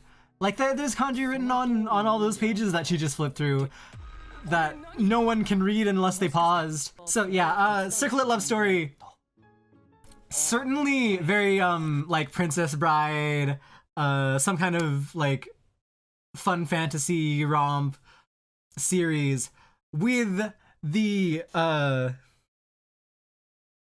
like the at some point more of the Cockney, how it's translated, the like the kind of gang member speak, that definitely gets added later. So it definitely scans to me as if Circlet Love Story were akin to Princess Bride meets JoJo's. JoJo's Part 1 specifically.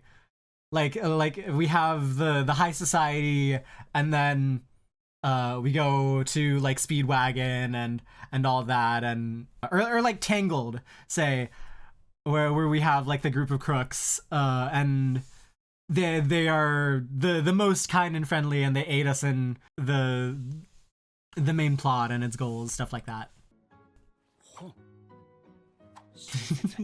Immediately going to charades. Her eyelid highlights are green, which is an interesting choice. It does make him pop. It's so interesting hearing what people say about Shizuka, specifically in relation to Komi, because like Komi, the whole premise of Komi can't communicate is like a Shizuka type character, unable to communicate and kind of growing out of that to meet the friends that she wants to meet. And a lot of people say like Shizuka's story is done better, and she's a more kind of fleshed out, full character because of it. I'm not sure. So there is a canon discrepancy in the scene. Sorry, I need to finish my other fucking thought. This is why I pause shit. The fucking how Shizuka progresses throughout the manga, because it's been 200 chapters and she hasn't made too many like leaps outside of her standalone chapters. And like when she's the focus. Actually, does she say anything to Meru in the chapter where she becomes a writer? I wonder. I think she probably does. To right. Here we go. Oh, yes, she does. Yeah, so like in really emotional moments, she definitely does try at being able to communicate with her speech, and obviously because of the stutter, that doesn't go well, and it's why she gets like pigeonholed into speaking differently in the first place. But she has been shown to try when the subject matter at hand is very serious. I would like a little bit more pushing out of that. Like to like even in order to make a joke. Like that's exactly when Shizuka becomes like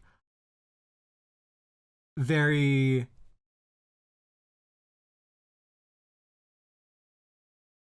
comfortable as a character. Like with herself and with the world, with her her speech impediment, stuff like that. Like when she's joking with it, using it not just to be serious, but like actually as a normal thing in her daily life. Because like to the Shizuka of right now, of course it's not a crutch that she uses Circlet Love Story in terms of being able to speak, because a lot of interesting and funny speech can come out of using like a limited vocabulary. That's why we have like minimalist like language experiments like Tokipona, shit like that.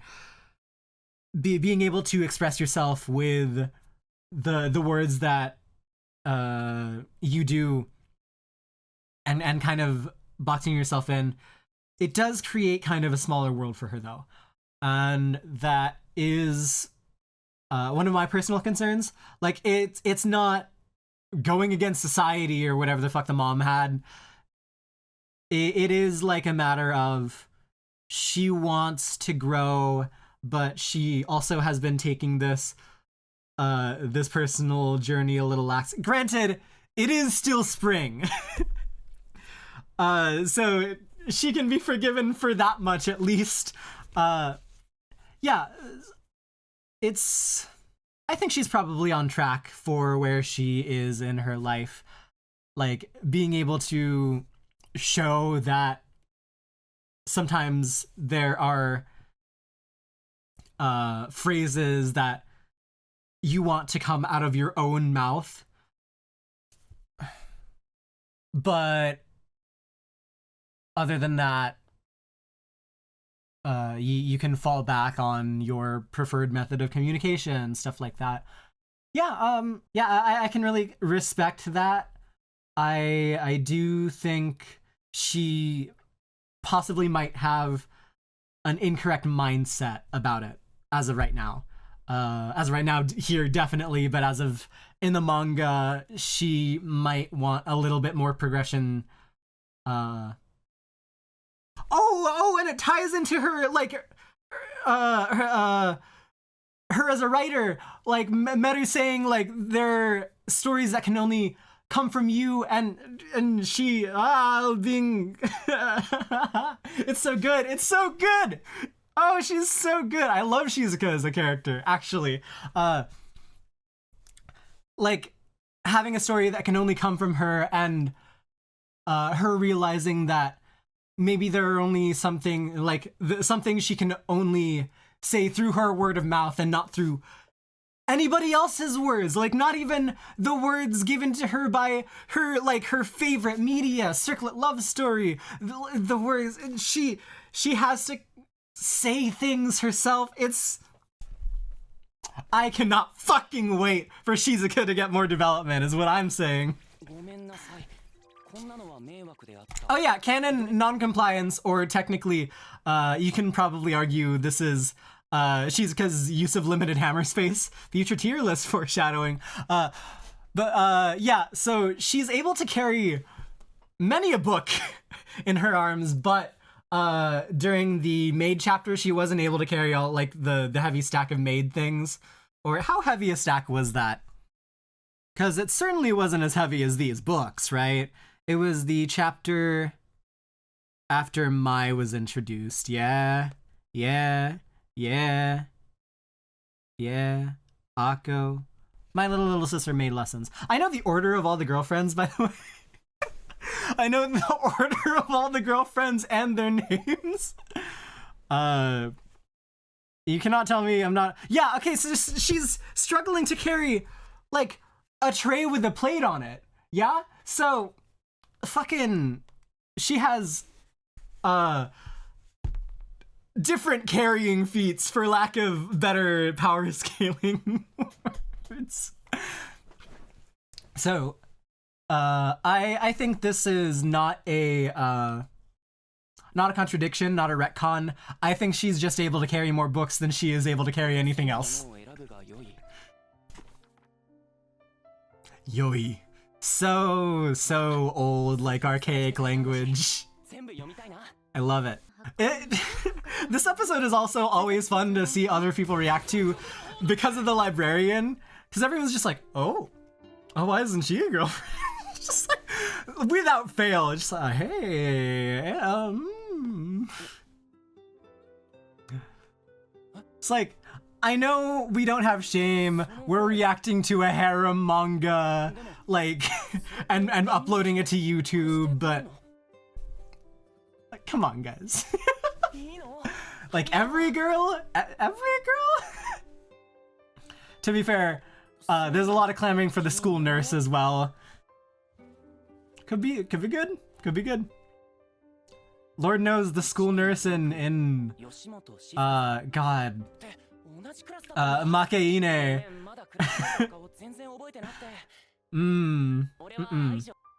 Oh, she's so cute!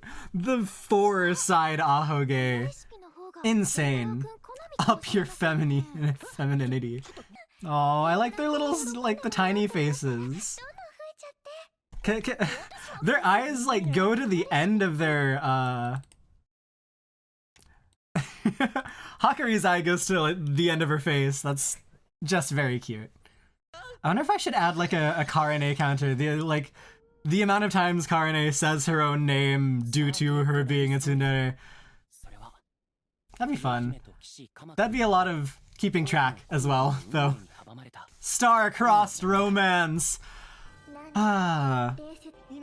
So I just last quarter studied Romeo and Juliet, and like the thing that surprises me the most, like consistently, is how much like almost every adaptation of the star-crossed lovers, they are not both equally fair in dignity, alike in dignity, like both the houses.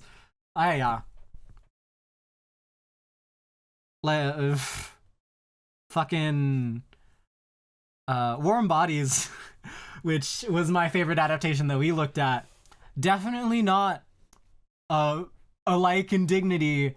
The Mr. R as a zombie and Julie as the fucking daughter of the military's leader. Warm Bodies is amazing. Please go. Do I have time to do the Warm Bodies rant? I think I'll just make that a video. If I'll make that in like an actual edited video if I can.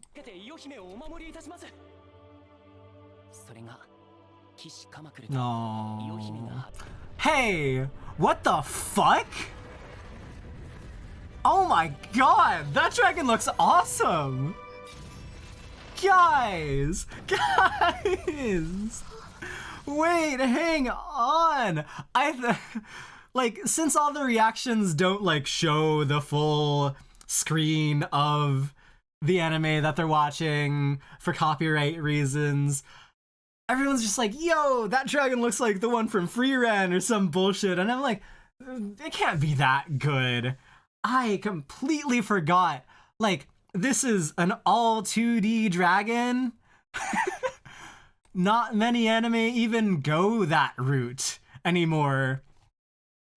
I think there was even like one in Reincarnated as a Sword, and if there wasn't, there was definitely one in what's it called? Mr.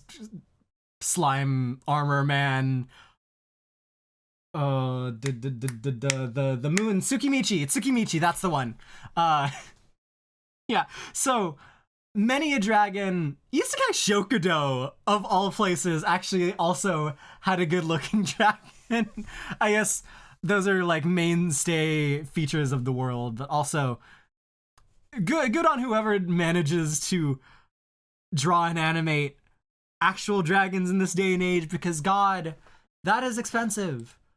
They don't need to do that. They don't need to do this. This is a comedy fucking rom-com gag bullshit anime adaptation. This can just be like used to sell more copies of the manga, but it's a wonderful work of art on its own, complete with synergy between all fucking parts, the art style, the sound, the voice acting, everything. It's so well done. Like the wonderful little colors on the tree that Kamakura was laying on, those were beautiful. What is this? This is like, it's more pretty than I Am in Love with the Villainess. Oh, that's painful to say, but like it is. What a beautiful show. Amazing. Oh. And like, I get you can do more if it's just like a 1-minute gag in an episode. Whatever. Oh my god. That shit looked incredible. They didn't need to do that. Not even like within the prospects of the genre. How much of it was in the manga even? Like, how much fleshing out of the Circlet love story world do we get in the actual manga? Because I don't think it was all of that, right? It's not all that. Oh my god. Was it none of that? Oh my god, it was none of that.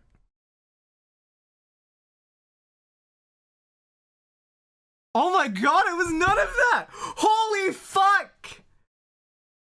Put some fucking respect on Beavery's name right now! Every single one of us! There is no fucking... Not even the intro where Shizuka has the... imagining herself in the role of Yo. Nothing! Circlet Love Story gets nothing in the manga. This is all anime original bullshit. Ah! Hats off. My god. This is what anime adaptations, like true anime adaptations, are for. Her voice actor's voice is so light and tiny. It is like beyond all comprehension.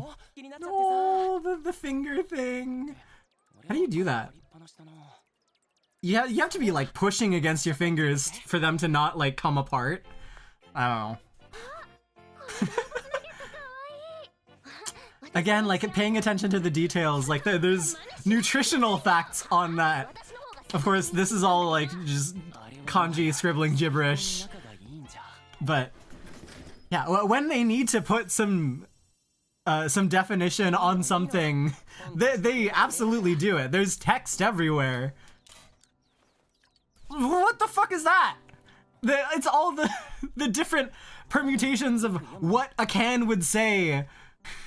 Like in real life, it's so real. What the fuck? So good. So good. Hey, canon non-compliant. They retcon that shit. She's so cute. Oh my god. Her anime design. Ah! We're just pointing to shit. That's so cute. Oh god. I'm getting that way with 100 Girlfriends. I know exactly like which chapter some references are. Some references. Let's not get too hasty. I don't know them by number, but I definitely know like kind of generally where they are. Oh, that's not good. Oh, that's not good. See, Nakamura is my own personal circlet love story. Dear God. And like it does feel that could be potentially relevant or even like salient for 100 Girlfriends as a franchise, because it is practically all respite. But still, like the fact that we have this one wonderful, glorious, like, piece of escapist fiction where there really is no conflict in the slightest. The conflict is the fact that Rentaro has to keep up with the demands of every single one of his girlfriends, and it's insane because of that. Oh my god, the entire page is written out! People! There's so many detail! Why is there so many detail? Like, of course it's just like generic fantasy bullshit, but also, wow. Wow. What fucking attention to detail, commitment to the bit. Hats off, hats off. What was I saying? What was I saying? Uh-oh. No, yeah, Salience, 100 Girlfriends, Respite, yes. This is, to a lot of people, their ray of hope. It's why... I don't want to call it, like, the reason people get out of bed to hope for the next 100 Girlfriends chapter. I have said that myself, though. I have said, like, I'm not dying until 100 Girlfriends ends. Like, that is a personal goal of mine. And people like the one of the speakers for Chaos Square, that podcast that does the chapter reviews, they've said that he said, yeah, that this is one of the rays of sunshine in like a very dark state that he had been in, and like a terrible mindset. So it's not just, 100 Girlfriends, funny, silly harem manga.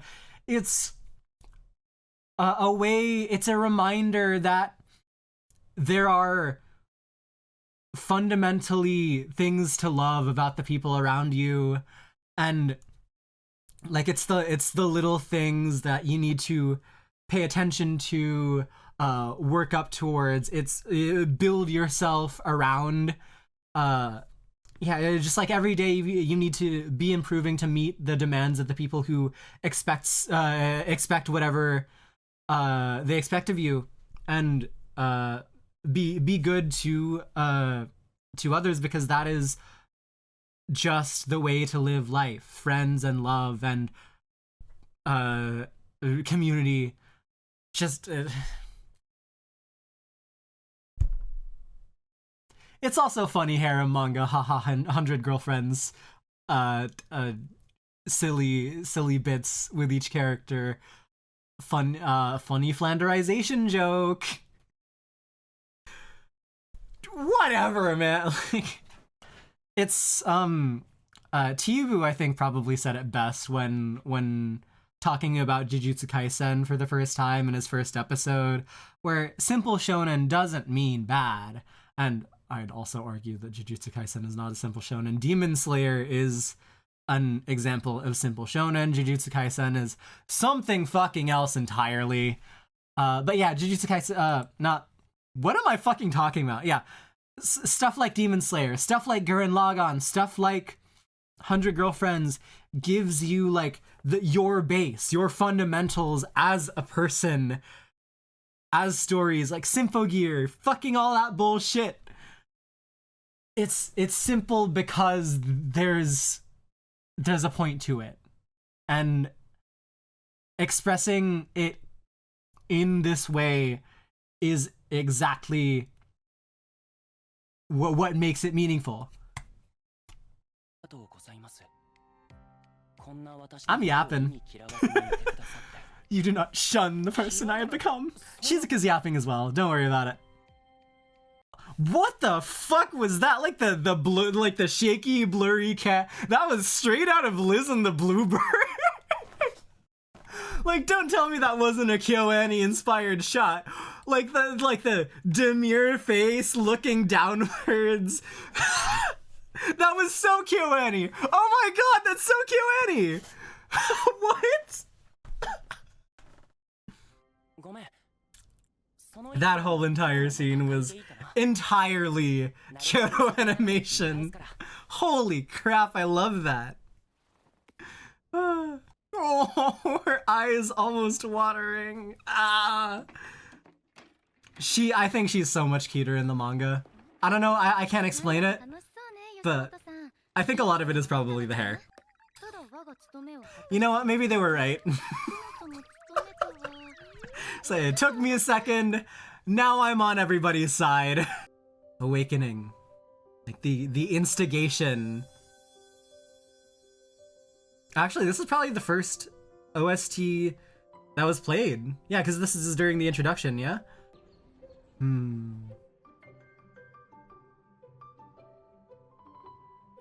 This is a nice part of the song, I like it. Like the string plucks with the piano dancing around them, that's good. Yeah, I'm really definitely noticing the OST a lot more, and super big props and respect to it. It is like perfect in like moving the bits along, setting the tone. It's beautiful, incredible. Like the amount of instruments that had to go into making the OP. When you watch that OP video on YouTube with like the actual live performance of it, wow, that's a lot of fucking shit that doesn't get heard by the average person. It's like, I didn't think there were that many instruments that did that song. Oh. Yep, yep. Classic. They are really into making the classic references. That's definitely a holdover from Nakamura's writing. Girl, he has too. Oh. No! That's interesting. I don't know how to reconcile Shizuka's feelings here, because that's... Oh no, there was like a time lag. Because a few days had already passed since Rentaro like really kind of talked to her and borrowed the second volume. Yeah, so... Shizuka...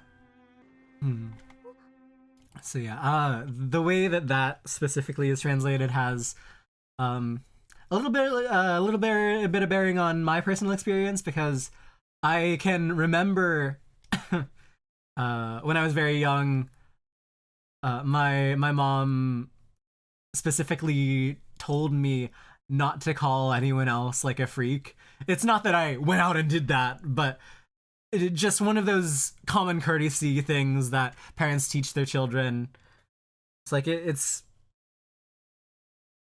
you can laugh with other people, but there are lines that you can't cross, and so like I don't know why, but that's definitely the thing that I most associate with that word, and so it's very uncommon for me to react in like kind of any sort of favorable way to that word, especially when used against other people. And yeah, my mom's good. My mom's wonderful. Just saint of common courtesy and being able to instill fundamental beliefs about caring about other people. Anyways. It's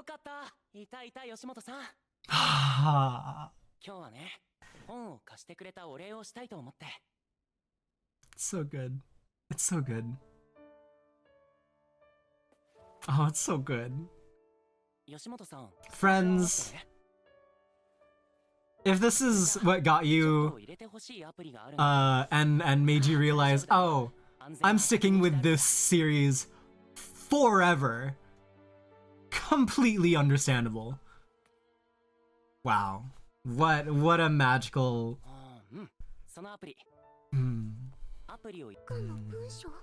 What a magical moment for these two. Oh, and the wind carrying the melody.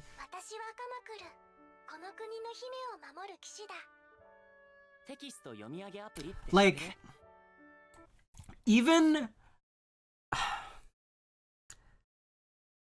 the amount put into this specific moment as a moment of adaptation it makes the episode so potent and emotional, because that is not the normal voice acting direction that the text-to-speech app usually gets. It's a little bit more more light, more frail, and like it goes into the line a little bit more softly. Generally, when Shizuka's text-to-speech does a line, it's like all it hits it, and then like it keeps on going with that big momentum. This one, it kind of starts off slow and then lulls into the line, and like the subtle ways that you can have in like different changes in emotion based on like what line you're saying and also in which context the line is being used. So good. Because that could have been like easily that could have been "Watashi wa kamikaru, but it wasn't. Fucking amazing.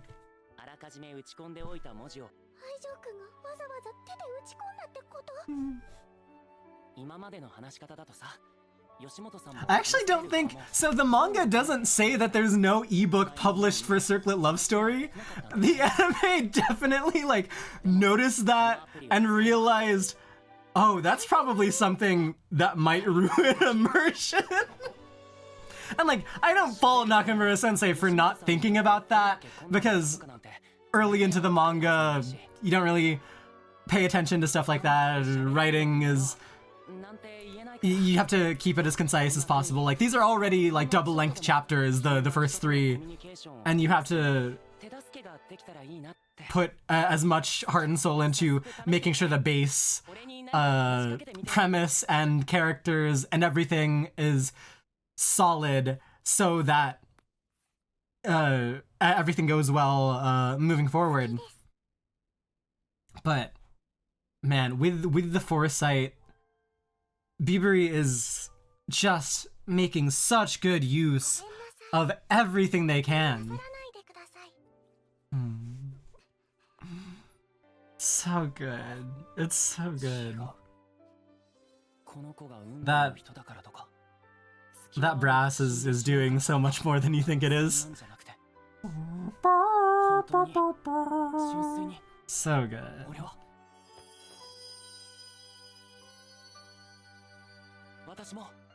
I'm so wet right now. Every episode! It's gonna play every episode, so you know there's gonna be something's coming.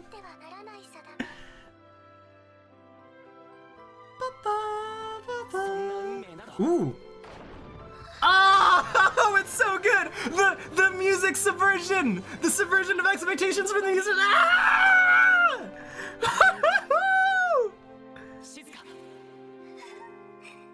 Cause you think it's gonna go down again, and then oh, it's so good. Friends, 100 Girlfriends is a masterpiece. Oh my god. Oh. Have I done enough Miyu Tomita glazing for a lifetime? No, I haven't. No, I have not.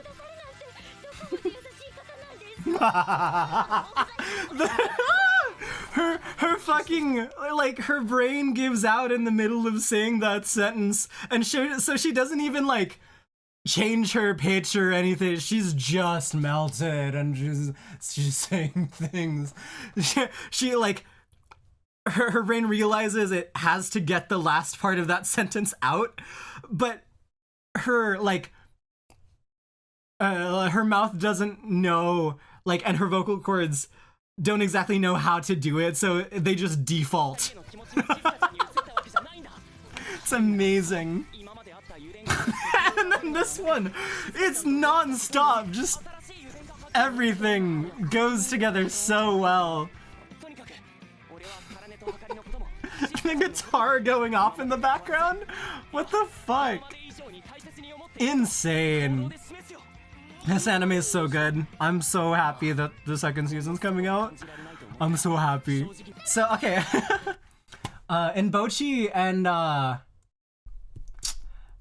Demon Slayer, the subs, when they say seppuku,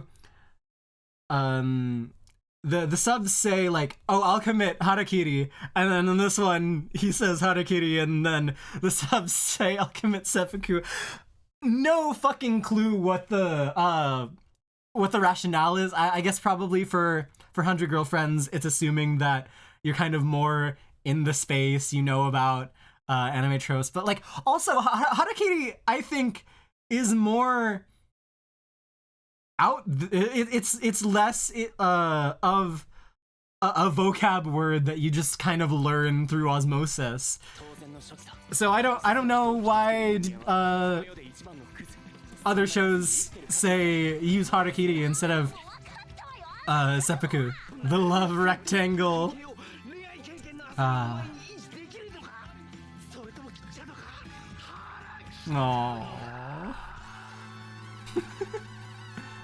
And this screen is never used ever again. Love the brass on that one. Setsuna imamade kimi no soba de katsuka aitai sui to sai. It's so cute. I love it. Like, that might be the best portrayal of the girlfriends, the watercolored it's so fucking cute. All right. I'm gonna take a little break, and then we shall reconvene for tier listing in episode 3. Thank you. Episode 4, fucking!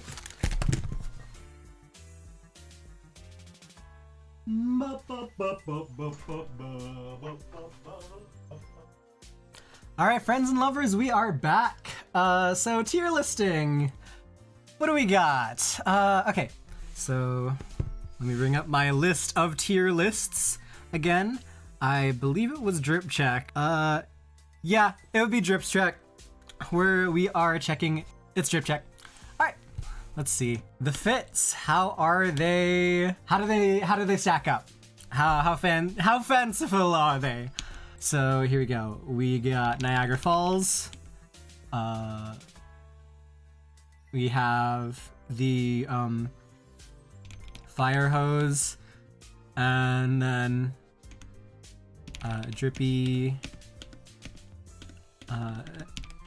We dippy in the drippy, and then you know, in those cartoons when they turn the faucet and it goes. There we go. Okay, so that makes sense. Let's get it. God of Love. I don't gotta say fire hose. He looks pretty good. When I was watching the first episode, I took note of like the cross pattern on the hems of his robes. Looking good. Okay, Rentaro. Rentaro doesn't. Let's say dippy in the drippy. When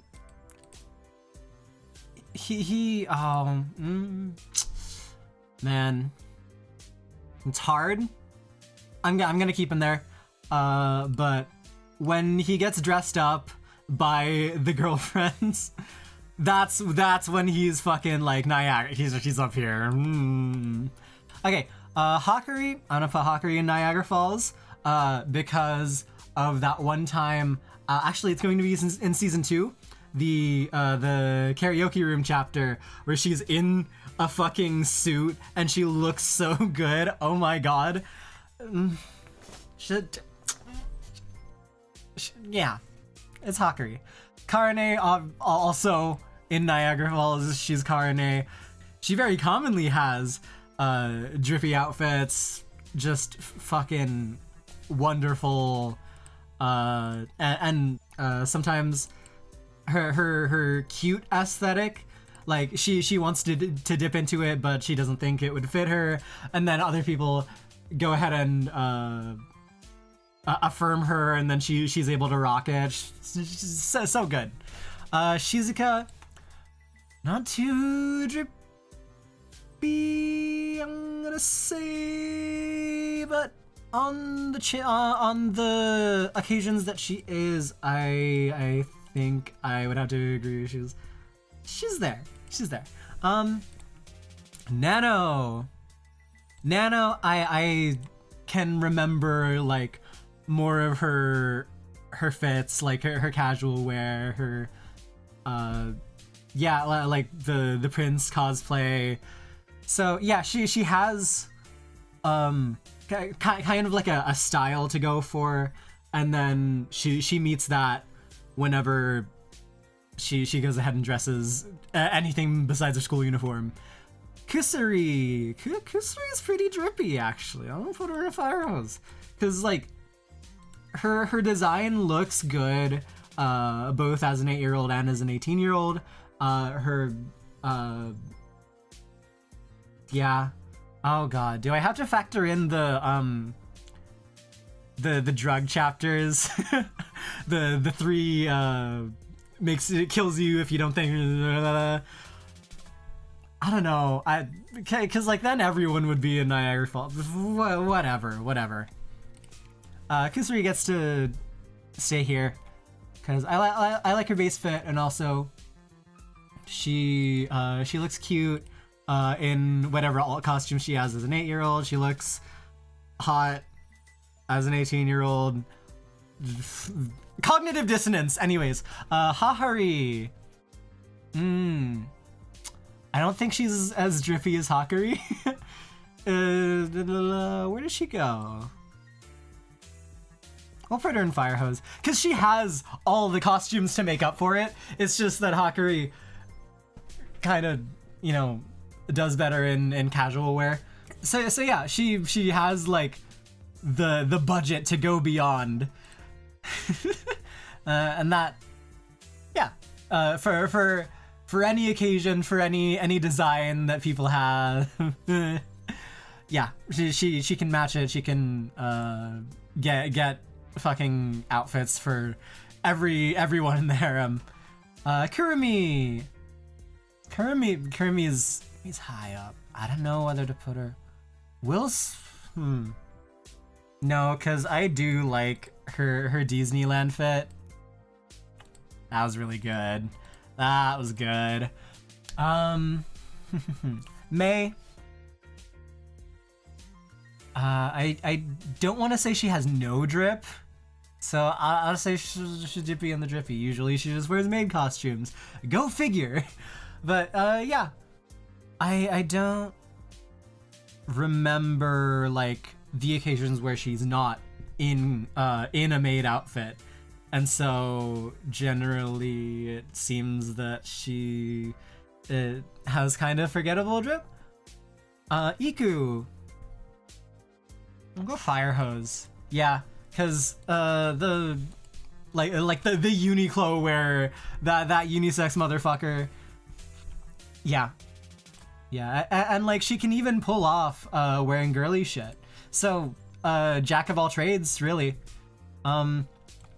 Me, of course, maybe deserves her own tier. Right there. Beauty incarnate. There we go. Yeah. Okay, so let's make her blue. That's generally how. Yeah. Okay. I mean, do I have to explain this one? It's me. Mei. I do like Mei's fit generally. Yeah, put her in Niagara Falls. Yeah. I mean, what's doing a lot of heavy lifting, ironically, for her is her figure. So yeah, just malleable. Her being in all black, always a good time. Chio does not. Chio used to not have drip. I still don't really think she does, and that's forgivable because she's a 12-year-old. Yeah. So it's not a focus for her in any regard. Like, she's not looking to be fashionable, and so she just kind of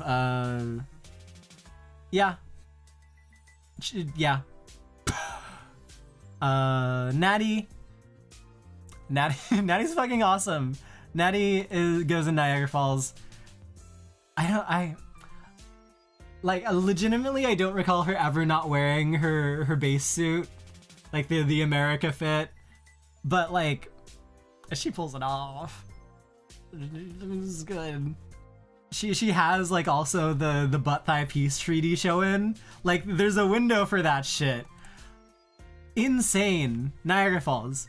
Yamame, like, also not a main concern for her, but like, I'm going to put her in Dippy and the Drippy. Yeah, cause like even this picture of her with the excuse me, scarf. Jesus Christ, I came up with the Japanese word for scarf before I thought of scarf. I was like, sweater? No, that's an outerwear. like fucking like a muffler. I guess technically, yeah. Mafuro works, but scarf, Christ. Momiji, you can tell I've been doing this for 3 hours now. Yeah. Thank God I'm doing this in bulk now. Momiji looks actually really good when I'm gonna put her in Fire Hose. Yeah, I love Momiji's general aesthetic. She's not like top tier for once. But the cotton candy feel, like even Akko comments on it. It's so cute and it's wonderful, and that's why Nemu is probably also dripped out, like, even though she doesn't even have many appearances yet. Yaku is a Niagara Falls. Yep. Always in traditional Japanese wear. Just fuck it. She pulls it off so well. Like, she controls the wind around her for her hair and her just everything perfect for her. Yeah, she is Niagara Falls. She controls the wind. Kishika has had some good fits. Like, she wears pants on occasion. We love a girl who can pull out, like, who wears pants.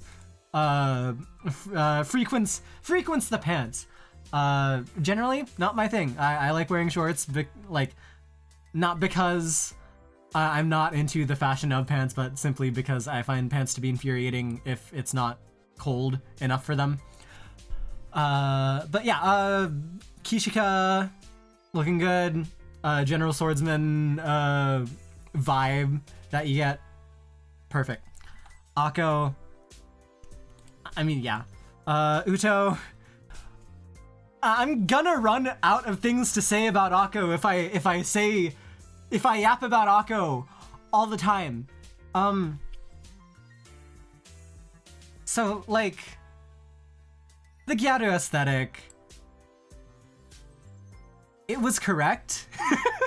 Like, can we go back to like when the subculture was burgeoning and fucking Akko, dear God, she's beautiful, and like the cute vibe, having like just too many accessories by virtue of needing all the cute things, and like wearing the jacket tied around her waist. So it's all perfect. She's so good. I love her. Anyways, Uto's dripped out. She's Niagara Falls. Yeah, that's fair. The bard. I'm still like kind of sad that her hair is not red. It's like, what do you mean she has blue hair? But like, I guess that's fair, because like everyone else has a green bard with red hair. Fucking whatever. It's the same thing with like Yamame not having brown hair. Like the first color page with the Yamame, I was like, her hair is blue? No, green? Turquoise? What? Her hair is green? It's like minty. What the fuck? Yeah, that threw me for a loop. Anyway, okay, so if she didn't have that one chapter extra, you know the one I'm talking about. She'd probably be like Fire Hose. She's up there. She's Niagara Falls. Easy. I'm actually like, you might notice me slowly becoming more Rentaro-like in the process of doing these tier lists, because more girls are gonna be in top tier. No, this is actually just how I regularly do tier lists. It's just the past few were like more about me and my personal tastes and preferences, and also how I think I would get along with people. and I'm a bit more picky choosy about that. Momoha. I wouldn't say Niagara Falls. Cause like, it's not like she's trying for it. If she tried, if she had fucking like actual like outfits to wear out, dear God. Wow. Okay, but like, she only has the few. It's not like she is very versatile, but like she has her fits and she knows how to wear them. She's good. Rin, I'm not gonna make the same mistake. I almost made the same mistake. Rin. Yeah, so she's pretty drippy. Yeah. She wears her school uniform well. It is like there are ways to wear the school uniform well, and some of these characters do it, and the other characters don't. Nemu wears her fucking uniform well. Jesus Christ. But yeah, Rin, just like it's like a step up from Chio. I don't even know why. I can't justify that. She is. Sue.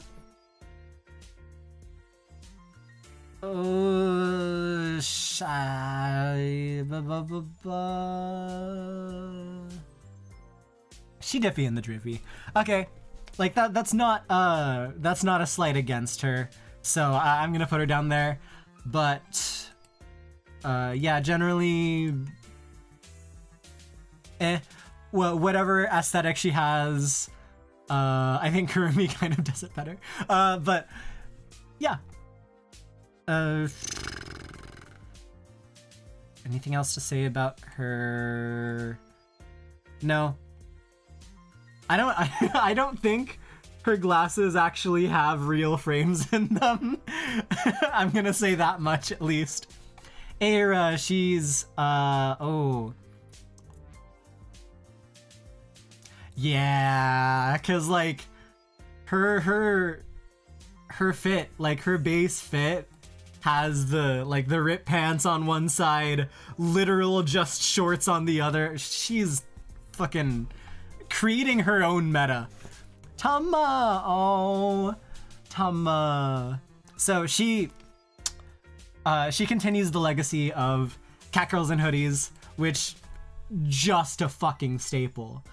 Nekomato Okayu is Mayoshi, Kamiyoshi.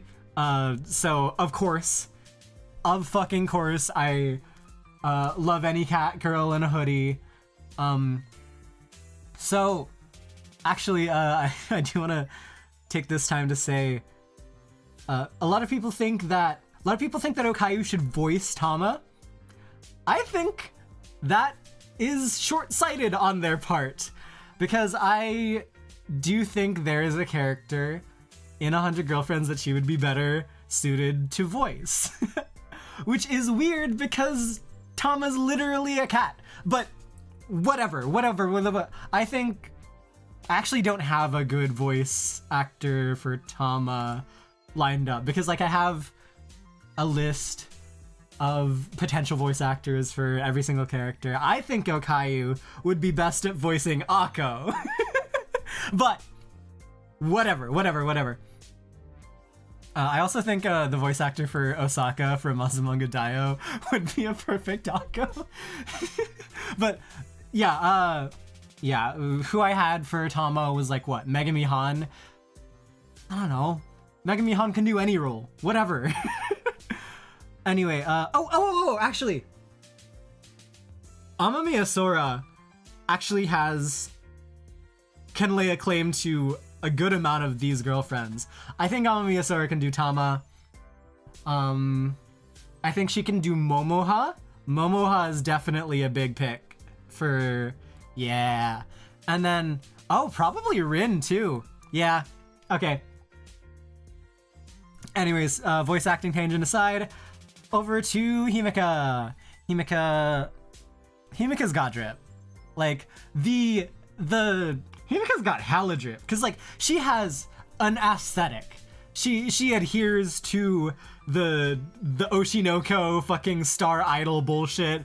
Like we're taking it so far that Rentaro gets like the Oshinoko reference when he's like crying, bawling at the idol performances. Ah! Like that's an Oshinoko face. That is Mango inspired. Well, I guess he does it twice, but like it's Mango inspired each time.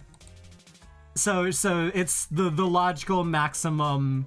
She's a star and she knows it, and like she's just like, I know I'm a genius. I want to be one of those abnormal geniuses. What are people talking about when they acknowledge me as a genius? That's so fucking like last decade. I've been fucking here my whole life. Don't call it a comeback. Call me an abnormal comebacker, motherfuckers.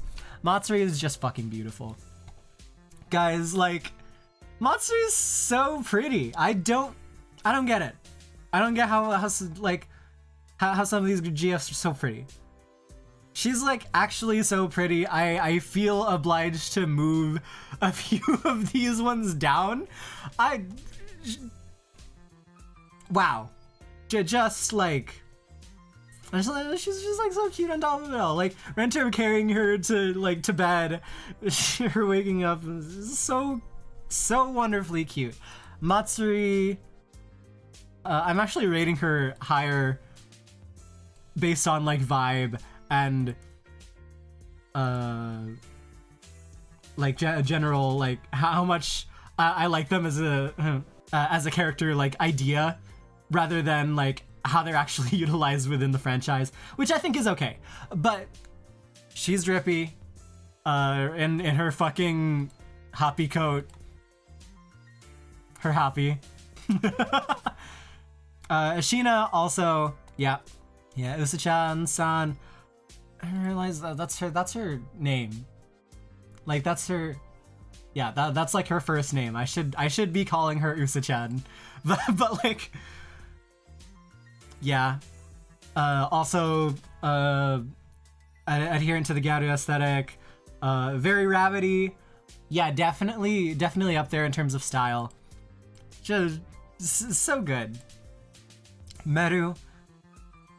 See, like, she pisses me off because she doesn't try. Like Momoha, but like also just so refined and elegant without actually really like paying attention to any of that bullshit. She's too sunken in despair or whatever.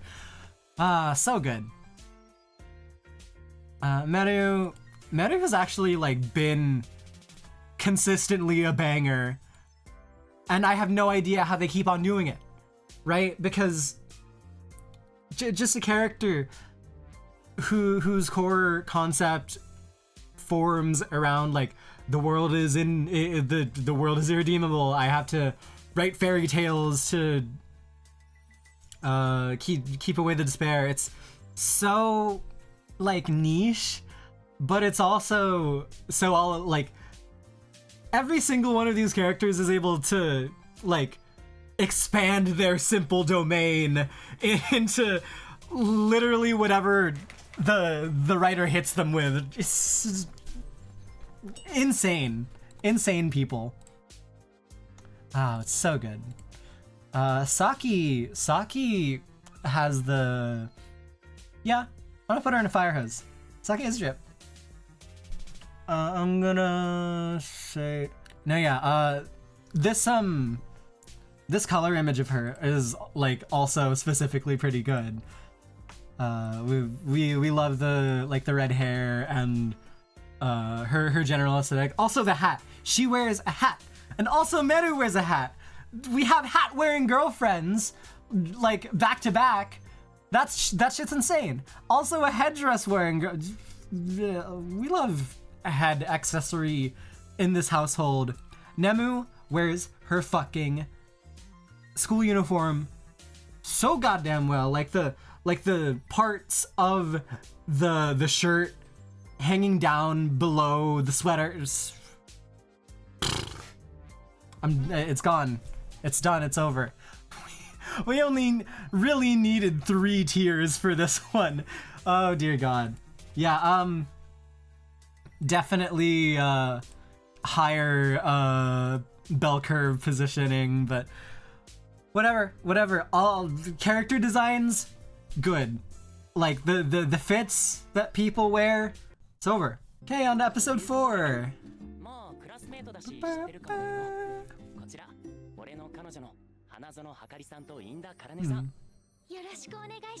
Whoa! Oh, whoa! Oh my god! What? That's a wild character choice. Is that in the manga, or is that just something they fucking made the hell up? Karane going in to eat a bite, and then like them doing the introductions. Okay, so the food is there, but Karane going to eat and like deciding on not doing it because she like still wants to like tsunderily give Shizuka a little bit of respect. That's so good. Oh my god. Wow, this series is just fucking incredible. And this adaptation specifically, what a fucking beauty. All the choices that they're making, oh, I like your phone. I like your phone case. I do prefer phone cases with like the book style, the shit that opens up. I just find it more convenient. I don't have to carry a wallet everywhere with my driver's license or anything. It also, if my phone gets stolen, I don't have a driver's license anymore, but whatever. Fucking, I also don't have a passport card. I'm not gonna think about it because my phone hasn't been stolen. Always assuming a little bit of danger wherever we go. Basics of life.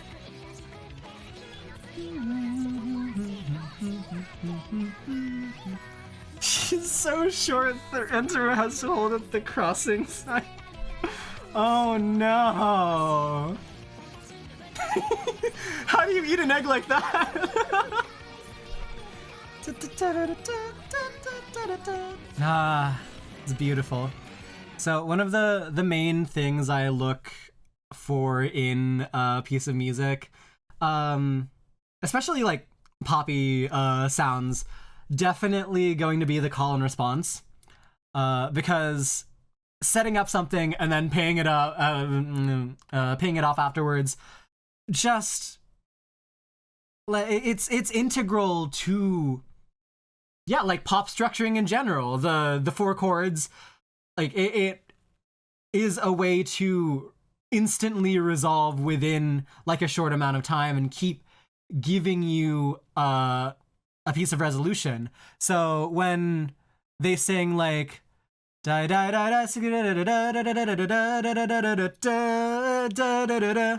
like that, that would be the response to the call, where it's repeated so many times. You're like, how is it going to end?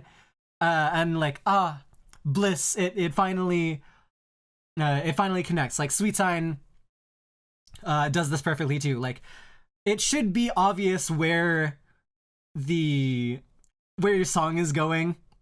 That way it's more friendly to the user.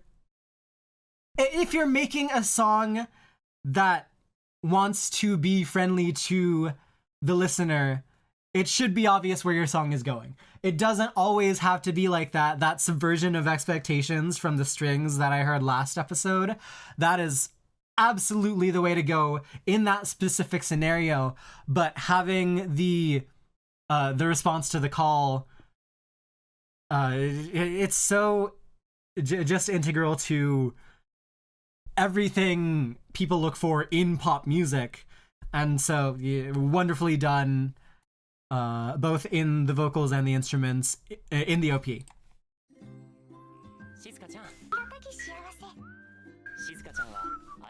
See that? Okay, so those 2 whistle, the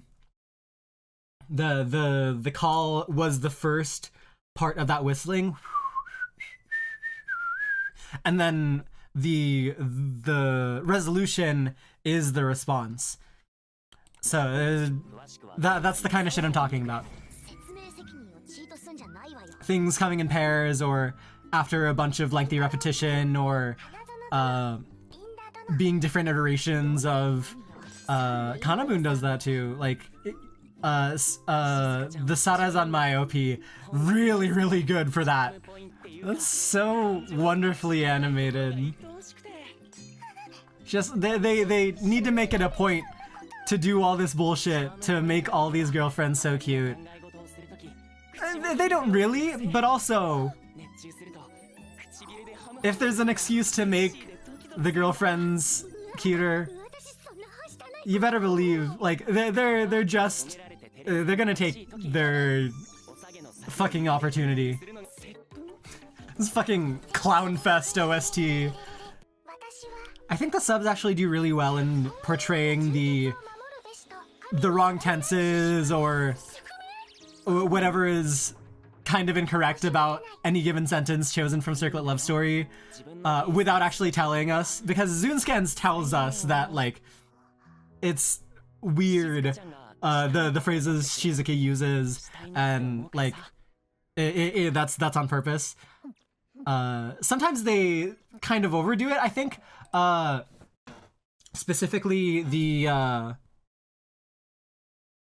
part where she says like bagutteru in reference to Saki and the alien. She is overcome by like a swarm of bugs. That really scans not as if like she's talking about game bugs in particular, but it definitely works better in terms of, oh, this would be a line in Circlet Love Story. So the compromises you have to make. It's like every translation job is incredible for this show. Both the official and the fan translation, and also the Crunchyroll translation for the anime. Like with the little amount of time they have to work on simulcasts, dear God. That's really good. Like the hold on that scream for Hakuri. She really does keep that kind of like prim and proper maiden, specifically, and kind of like only when she's talking down to Karne. Like she uses the language for it, and I can hear it when she's just talking regularly, but definitely she punches down on Karne a lot. And oh, thoughts? Hang on. What's the other one? Oh fuck, I missed it.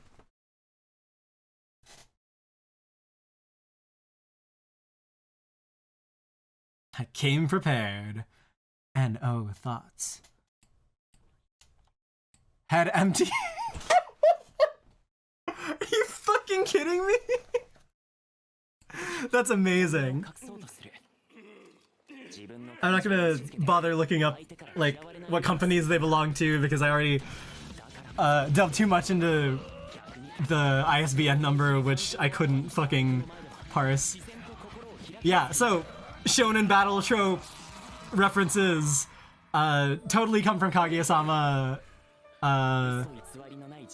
kind of like heralding the new generation of this type of wonderfully smart, kind of like warring rom-com. Oh boy, I would love to watch this game of Babanuki. I like the pointing. Has anyone ever had an experience where you kind of dip into hysteria with a friend? I have had that experience once. I don't know what started it, but I was just like lying on someone else in on a picnic blanket in an open field, like at a park, and then we just started laughing. I don't know. Yeah, again, I don't know what caused it, but like we just could not stop laughing for the next, I think, possibly 5-10 minutes. Sometimes shit like that just happens. And like it's a memorable experience for everyone involved, and it's just like something nothing can ever really erase. Just like keeping on laughing, no reason for it, just to laugh. Beautiful thing. Oh my god. Oh my god. Friends? I'm not going to...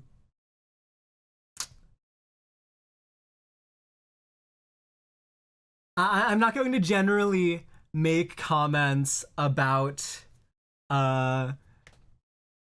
being like these fucking high schoolers being hot most of the time. I'll respect their agency and what they're doing in their relationship. Should I even set this president? Karne is hot as fuck here. Like this is wow. Like there's a strand of, oh no.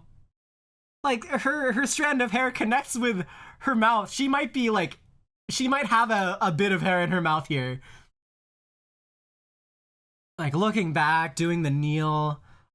Oh, just something about the I don't know. That's an erotic way to depict a character.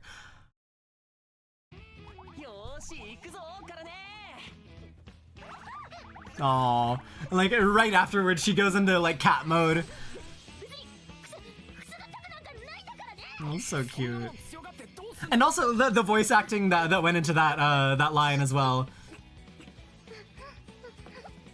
It's also just set up for this moment to be horny as well. God, the shirt like popping out from beneath the sweater. Literally exactly what I said with Nemu. This is me like looking for any bit of physical affection after being touch-starved for a long while. Running roughshod.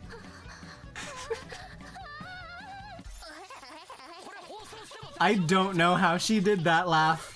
I have no fucking clue. Like, is that something you learn in voice acting school? Surely not, yeah? Oh, that whisper into the mic. Oof. Airing it out. Is Karne even like conscious about? Whoa, that was so cute from Shizuka. I like the looking down. You already heard it technically. You already heard it a little bit in the last episode. Aww. Just adorable. Oh, she has the ribbon. I like that. Kanashikana. There's also like the way the text to speech says things like that don't exactly match up to what is being said. Just good voice direction overall. That's thumbnail. That is thumbnail right there. Like the split of those two. Ah, that's so good.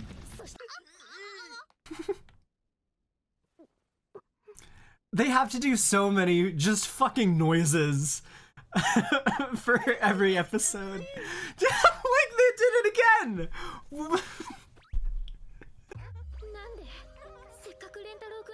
The dramatic music.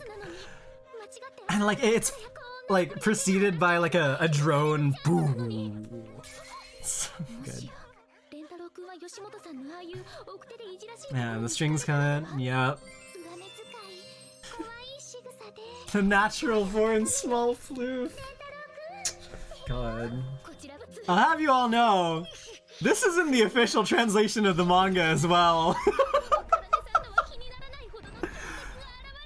A whole bunch of shit is in the official translation that should not be in the official translation, but it's better for it. Oh. Good Karane face. This is so good. Like, I don't know how Nakamura-sensei made this scene about literally every single one of the girlfriends. Like how useful their balancing act is going to be, like, going forward. Like Harane being able to call out the bullshit, Shizuka like being like feeling like she's inferior and deferring to like the two who have been here for longer, and then Hakari diffusing the situation through her bits. It's so good, like being able to note that, and also having Rentaro being like writing Rentaro as being able to note that. It's like looking at every single scenario and situation through all the lenses that it needs to be looked at. It comes so naturally to Nakamura Sensei. It is insane. Oh no, you're gonna kill her! Dear God! Oh, Pinky. Oh, the look back. Ah. The shoulder check. Ah. And Miyu Tomita going into that like the crying. Oh, I didn't mean it. Gomen. I love that, like, from here on out, very few girlfriends even give a shit about being compared to each other. It's like it's so good. So like Rentaro has conditioned the family to expect better. It's lovely. And also they probably already all read the manga. So Hakari shiranai hodo.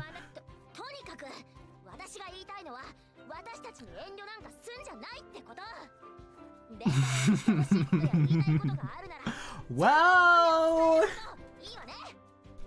we know he has a few more than that nowadays, or even back during chapter like 100-ish. She's like, yes, I have about 1 trillion more things to say about Mei. Incorrigible.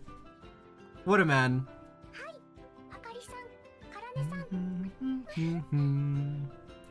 It's like kind of the main theme of the OST, because it keeps getting like, or the leitmotif that's used the most. It's like no fucking human has the mental fortitude of like shonen protagonists and like the willingness to change the mindset like right on the spot. Hats off. See, that's canon compliant. Canon compliant Rentaro bawling. God, I love Miyu Tomita. Fuck! Oh, she's so good. It's like, it's so good that these were like the first moments that the family had, because it really set the groundwork for practically everything that comes later. Now we don't really need to do the competition thing, the feeling like nervous about Rentaro's love, or just everything is so well laid, the groundwork, and wonderful, beautiful.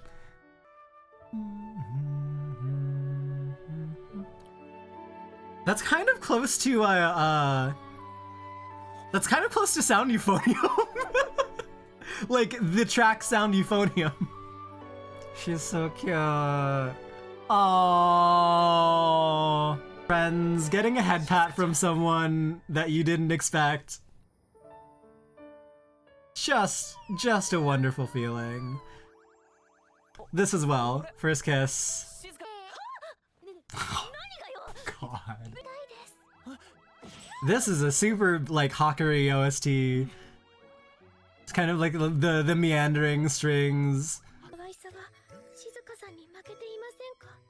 You scheming motherfucker. She controlled the camera for that. She set the distance from her to the camera for that. Amazing. Amazing. She's silly. Wow, the definition on that.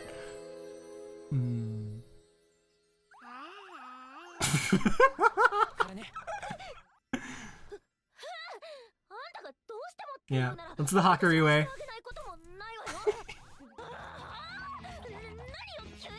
Oh my god.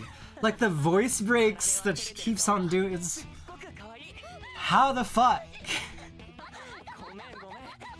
Oh my god.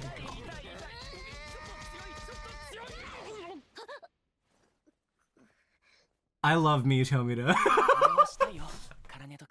Like, fuck. Come on. That's not fair. It's like, how many vocal breaks does she do every recording session for 100 Girlfriends? Yeah, if it weren't for Miyu Tomita, Karane would not be as high up as she is for me.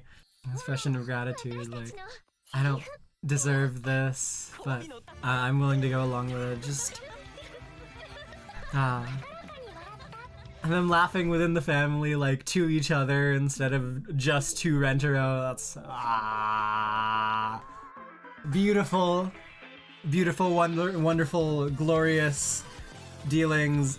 And we're 4 episodes in. Dear God, like, such wholesome, wonderful vibes from oozing from every corner of 100 Girlfriends. At peace. I am at peace now. Call. Response. Do do do do. Call repeated. And then big answer. Ah. Love it. Call. Response. Repeat of the call. Second response. You see it everywhere. It's all that like pop music ever builds on. Fucking whatever. I'm yapping. I don't need to say all that. But yeah, just the foundation of the series is so potent because it really does feel as if like Rentaro is if not deserving, like working very, very hard to have everything work out between him and his family. And it really, like, by, I don't know, fucking 10 girlfriends in, it just does feel like a family. They do all the shit together because they love each other, and yeah, it's beautiful, and also why people theorize that Rentaro wanted to create this family because he doesn't have a functional family of his own to do. No. I don't know if I believe too hard in the Rentaro divorce family theory or like abuse victim whatever bullshit. But it is very compelling to think about because the opportunities are endless. The paths that Nakamura sensei can go with Rentaro still unbelievably, like, for how much we love Rentaro, we don't actually know a lot of Rentaro's life outside of like being with the family, hanging out with them, and like preparing himself for being able to manage his girlfriend, like in the future before he got one. It's such a well that can be drawn from. Yeah, and having like these insanely good first impressions with the members of his family, so wonderfully deserve for such a good the goodest boy who does his bestest. And yeah, that's practically all I have to say. If I have anything else to say, I'll say it in the next installment episode, what have you. Thank you for watching. This has been Backtracks Reacts. Bye bye bye!